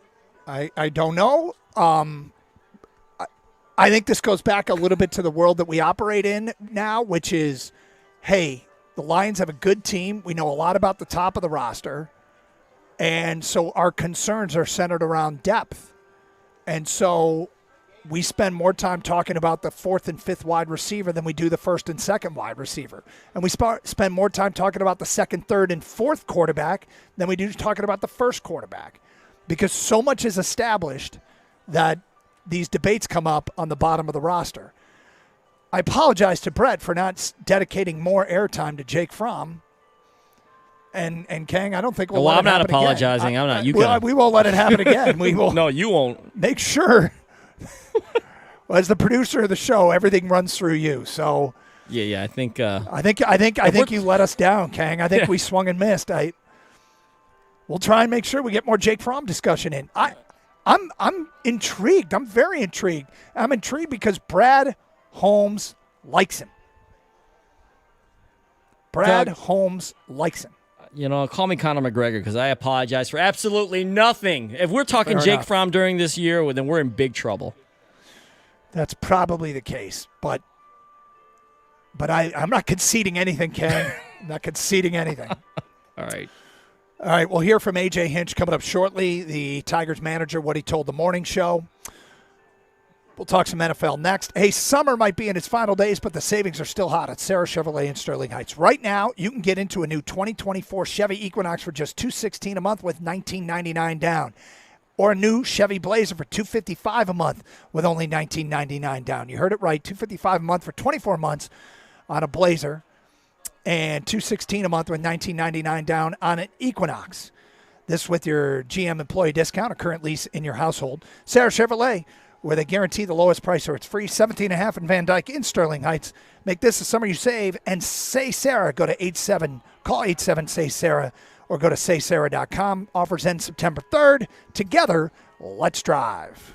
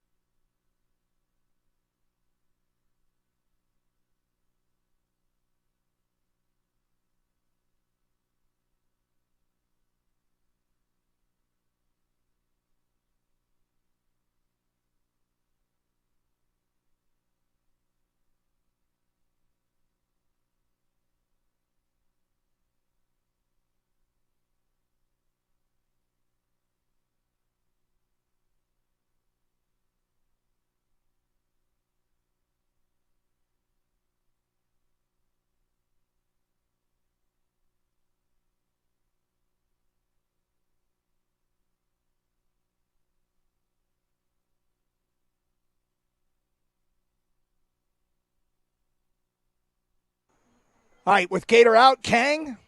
Well, Kang usually answers the questions anyway. But, but with Gator out, you're going to first. receive no matter what. That's what happens. That is correct. I'll take the ball. All right, here we go. All right, kickoff. Here we go with the new kickoff rule. This will land in the landing zone, Doug. Number 1, Russell Wilson has been named the starter for Week 1 for the Pittsburgh Steelers. But the question I'm asking you, Doug, is who's going to be the Steelers starting quarterback Week 18? It's Justin Fields. Look, I mean, I get the sense that Russ is fading, and this year in a very competent organization, we'll get a sense for how much he is fading. I thought Justin Fields continued to think he's extremely talented, and I bet he's looking at what the Bears have done to help Caleb Williams along with their offensive roster and must be thinking, where the hell was that when I was there?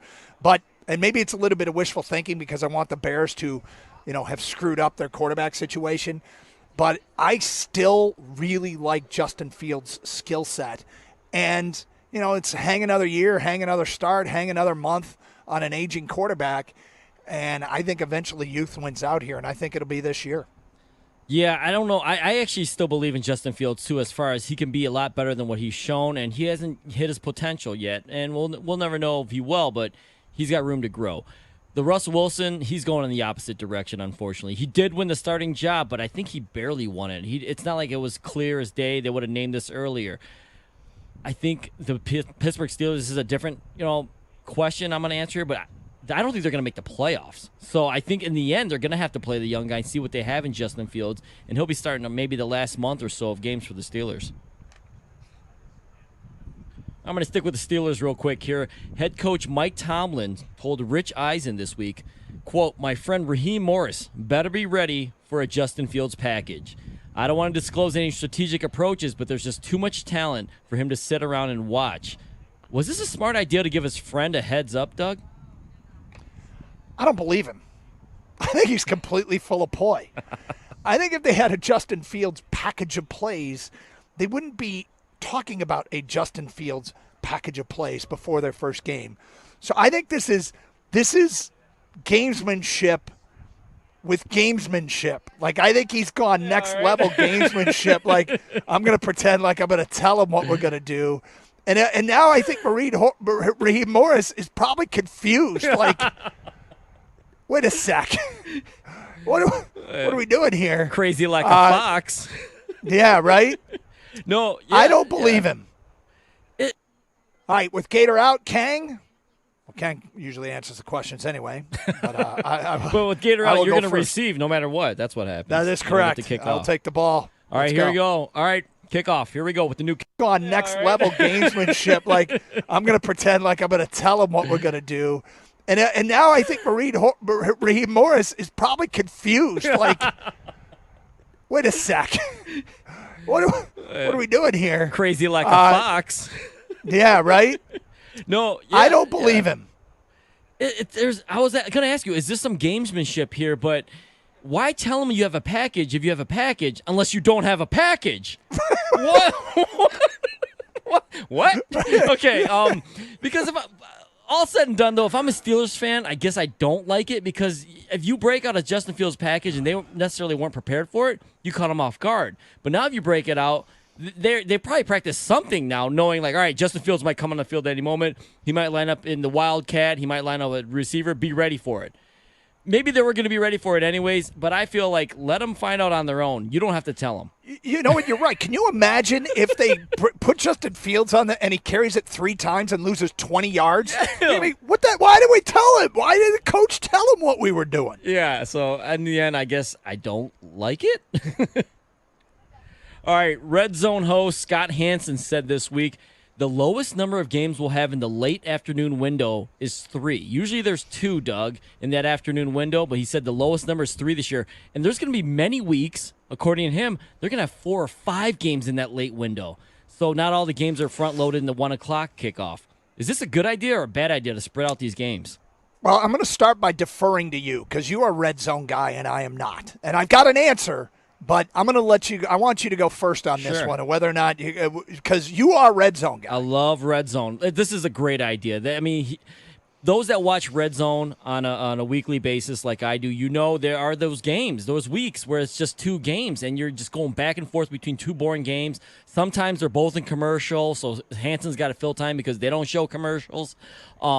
But But now if you have 3, 4, maybe 5 games, this is fantastic throughout the day. Sorry, honey, I won't see you on Sunday. This is just there's just too much football spread around, because before you could kind of get away with not seeing maybe the 4 o'clock games, right? Because it's just 2 games. All right, I got the bulk of the Sundays in the in the early kickoff. I'll watch Sunday night, leave the middle for the family. Now there's no room for family, Doug. I feel like, single parent mom there at the Kang's household. I don't know. To me, if it ain't broke, don't fix it. And Red Zone's wildly popular. In theory, I think it makes sense, but I guess I'm not a Red Zone guy, and the reason I'm not a Red Zone guy is because I just don't get a feel for a game if I'm not watching it. Like, I'm seeing the highlights, but not knowing what led up to it, what teams are having success with, what teams are having struggling with. So, to me, I just want to watch one game, maybe 2 at once. But for Red Zone, it's hard for me to keep track when you're getting into 4 and 5 games. So, I guess my answer to your question here is I don't care. All right, what QB this year, Doug, is under the most pressure? All right, so I'm trying to think of how professional athletes look at pressure. And I think it's when you're trying to establish yourself as a starter, full-time starter, and the team drafts a rookie. Well, it feels like everybody's already decided they're going to start the rookie. And so there's that. You're under pressure when everybody thinks you have a complete team, but they only question you. There's that. But I think the real pressure comes from contracts. Guys that are after contracts. And so the 2 names I came down to were Dak Prescott and Brock Purdy. I think Brock Purdy is under the most pressure in the NFL because when you're a 7th-round pick, I still think there's always a scintilla of doubt in the back of people's mind. And so he's still playing for that big contract. It looks like San Francisco is war-chesting for it, but I think Brock Purdy has to match what he did last year, and I'm going to go with Brock Purdy is under the most pressure. Wow, I'm a little surprised by the answer. I did not expect Brock Purdy. There are a lot of quarterbacks under pressure because, that's the most pressure, filled position in the league. You get paid the most money, you get the most criticism, you get the most praise, so there's a lot of pressure. And you're right, Doug.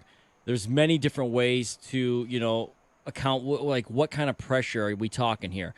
I'm going to go with Josh Allen, and here's why. I've been told he's elite. I think he's elite, but he has not been to a Super Bowl yet. And Joe Burrow has, and I know there's other young quarterbacks that haven't as well, but Josh Allen was just voted in a player's poll the most overrated quarterback in the league. And I wonder, okay, how does he shake that? How does he get that monkey off his back? He's got to get to a Super Bowl. And I know he lost Stephon Diggs, but it doesn't matter anymore in this league. You get paid that amount of money, and he's going to get another huge contract as well. You need to step up. He hasn't won an MVP. He hasn't gotten to the Super Bowl, like I said. I think it's a big year for Josh Allen. He led the league in turnovers last year as a quarterback. He's got to limit those turnovers and get his team to the next step. Unfortunately for him, the AFC is a bloodbath, but he's got to find a way through it. All right, Bill Belichick is going to be very visible. This NFL season. It's an off season for him because he's not coaching, so it's a little different. He's going to be on 11 shows with Peyton Manning this year called The Breakdown. He's got 11 appearances on the Manning Cast. He's going to be on McAfee every Monday. He's going to be co-hosting a show, The Underdog Fantasy, and he's going to co-host another show called Let's Go Podcast, which Tom Brady used to do. Is Bill Belichick ever going to go back to coaching? I doubt it. I think I've talked to former coaches when they get into broadcasting, and they can't believe how easy the broadcasting jobs are compared to coaching, and they like getting things like sleep. And I also think it gives him time to hang out with his 24-year-old girlfriend. He's done. He's done coaching. And I wouldn't be surprised if the biggest factor might not be the last factor, the young girlfriend. Well, he is older. Don't tell his girlfriend that because she's a lot younger. But it's been in his blood, his DNA so long that I think he gives it one last shot next year, and it's because the opportunity will present itself with the Dallas Cowboys.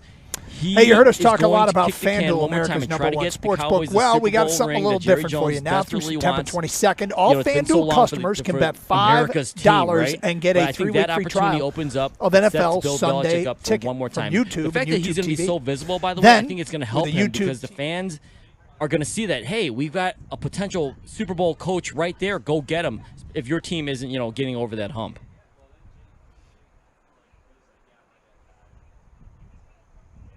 All right, 11 to 12 Los Angeles Chargers were stuck in a hotel elevator in Dallas the night before their game last week, Doug. 2 hours later, the Dallas Fire Rescue assisted those that were stuck in the elevator by lifting them through ceiling panels in an adjacent elevator. Doug, is this something you think about every time you step into an elevator? And where does this rank amongst your fears? I think about it 100% of the time, and it ranks number 1. Wow. I have 2 recurring nightmares. One I haven't had in a long time. I used to have it when I was a kid, and that was I was being chased around my neighborhood by a bad guy driving a street sweeper. Yeah, a street sweeper. So that was one recurring nightmare I had all the time. And the other is I'm in a falling elevator. Getting stuck in an elevator, while would make me uncomfortable, the falling elevator one, where every time I have it now, I'm like, this is the dream. Wake up. Like, I have it so much. I don't know what it is. I don't know why I have that. I can't believe you asked this question. I think less of you for doing it. I'm mad at you for asking this question, because this is like my number one fear, is being in a falling elevator. My son just got a job, and his apartment's on the 17th floor. And I'm like, I got to take the stairs? No, you're not taking the stairs. That's Probably maybe not, you but might. I don't know. I asked him, is there a chance you can get a lower floor? And he's like, no, this is what was available. So Great. he's going to be taking the elevator every day then. Because the reason this is a realistic fear, Risky behavior. is because it is something that everyday Joes do every day. There's a possibility of this, even if it's slim, of happening. Yes, I think about this every time I step into an elevator. I think about who's in there with me. How long can I stay in there with them? How long are they going to before they annoy me? I think of all this stuff within 10 seconds of being in an elevator. All that stuff runs through my mind, because it is a possibility, because we actually go into elevators more than we see street sweepers, Doug. That is true. That is true. And that concludes the Y9 Omaha 4 Down Around.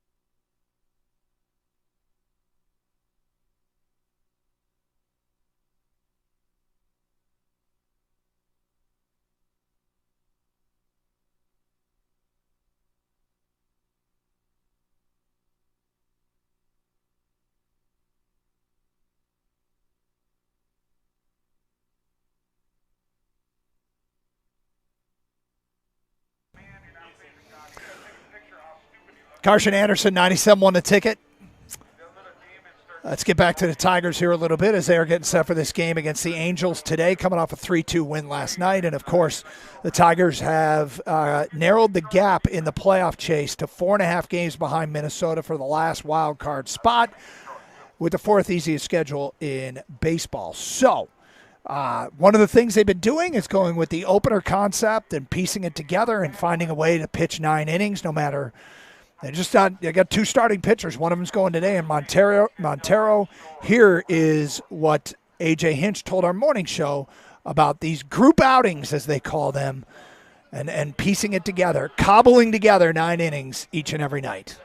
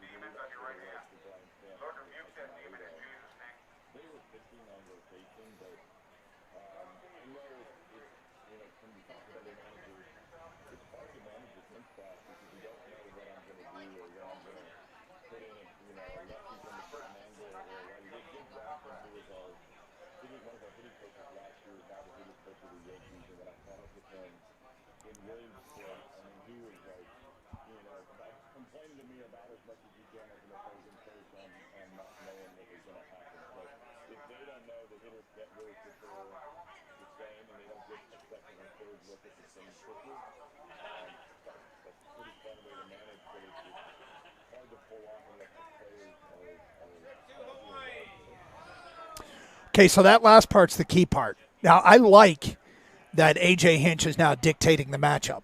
You start thinking about, I mean, everybody knew this with the whole opener concept, but the Tigers are doing it more often than not. He is determining who his pitchers face. Instead of, in the past, you knew who the starting pitcher was and the opposing team would put out their lineup. They would determine what hitters would face the starting pitcher. Now A.J. is starting a reliever. The Yankees, in that particular instance, they can't really put together a lineup because they know he's not going to be in there very long, and A.J. can do whatever he wants once he sees their lineup.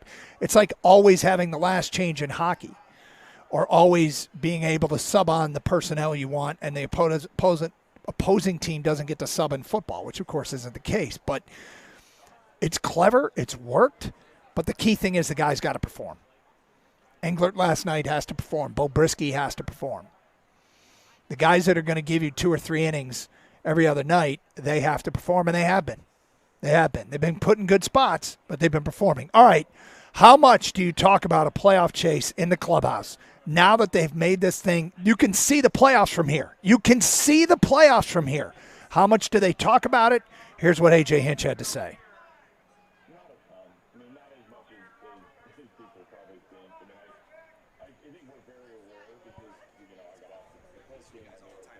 Thank you.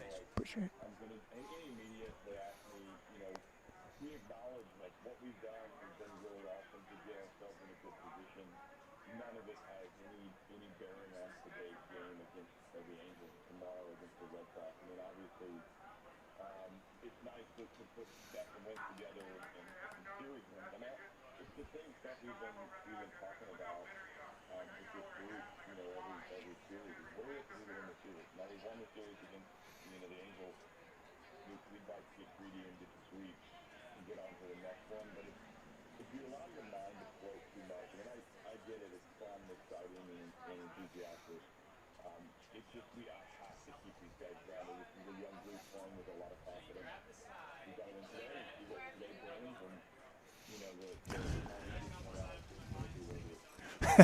I like that they don't talk about it much. It's fun. It's fun, exciting, enthusiastic, but he's got to keep them grounded. These kids have access to the internet. They've seen the standings. They know where they are. They know what they're getting done, and they just don't know any better. These young Tigers don't know any better. They have scratched and clawed, and they're in a place they're in the restricted access area without the proper credentials. And I love it. I love everything about it. Next up, all right, some of the young guys that are coming through. One of them is Parker Meadows. And AJ tells a great story about how he knows that Parker Meadows has kind of arrived. Since he's returned, he's been on fire. He always played good defense and brought speed to the table. Now he is hitting as well. Here's what AJ had to say about Parker Meadows.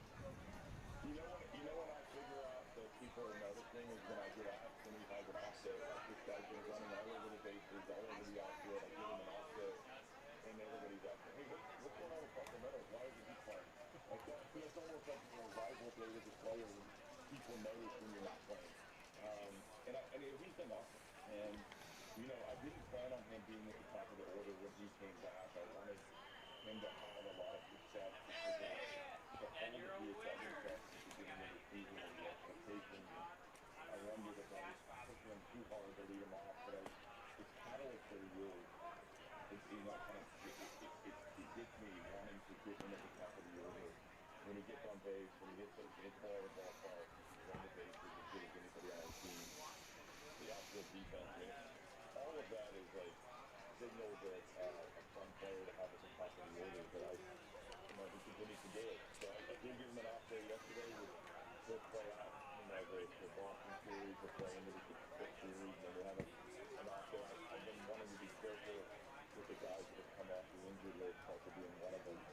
But he's a winning player because of how he can contribute on days that he swings the bat, and on days that he doesn't, he still has winning plays in it.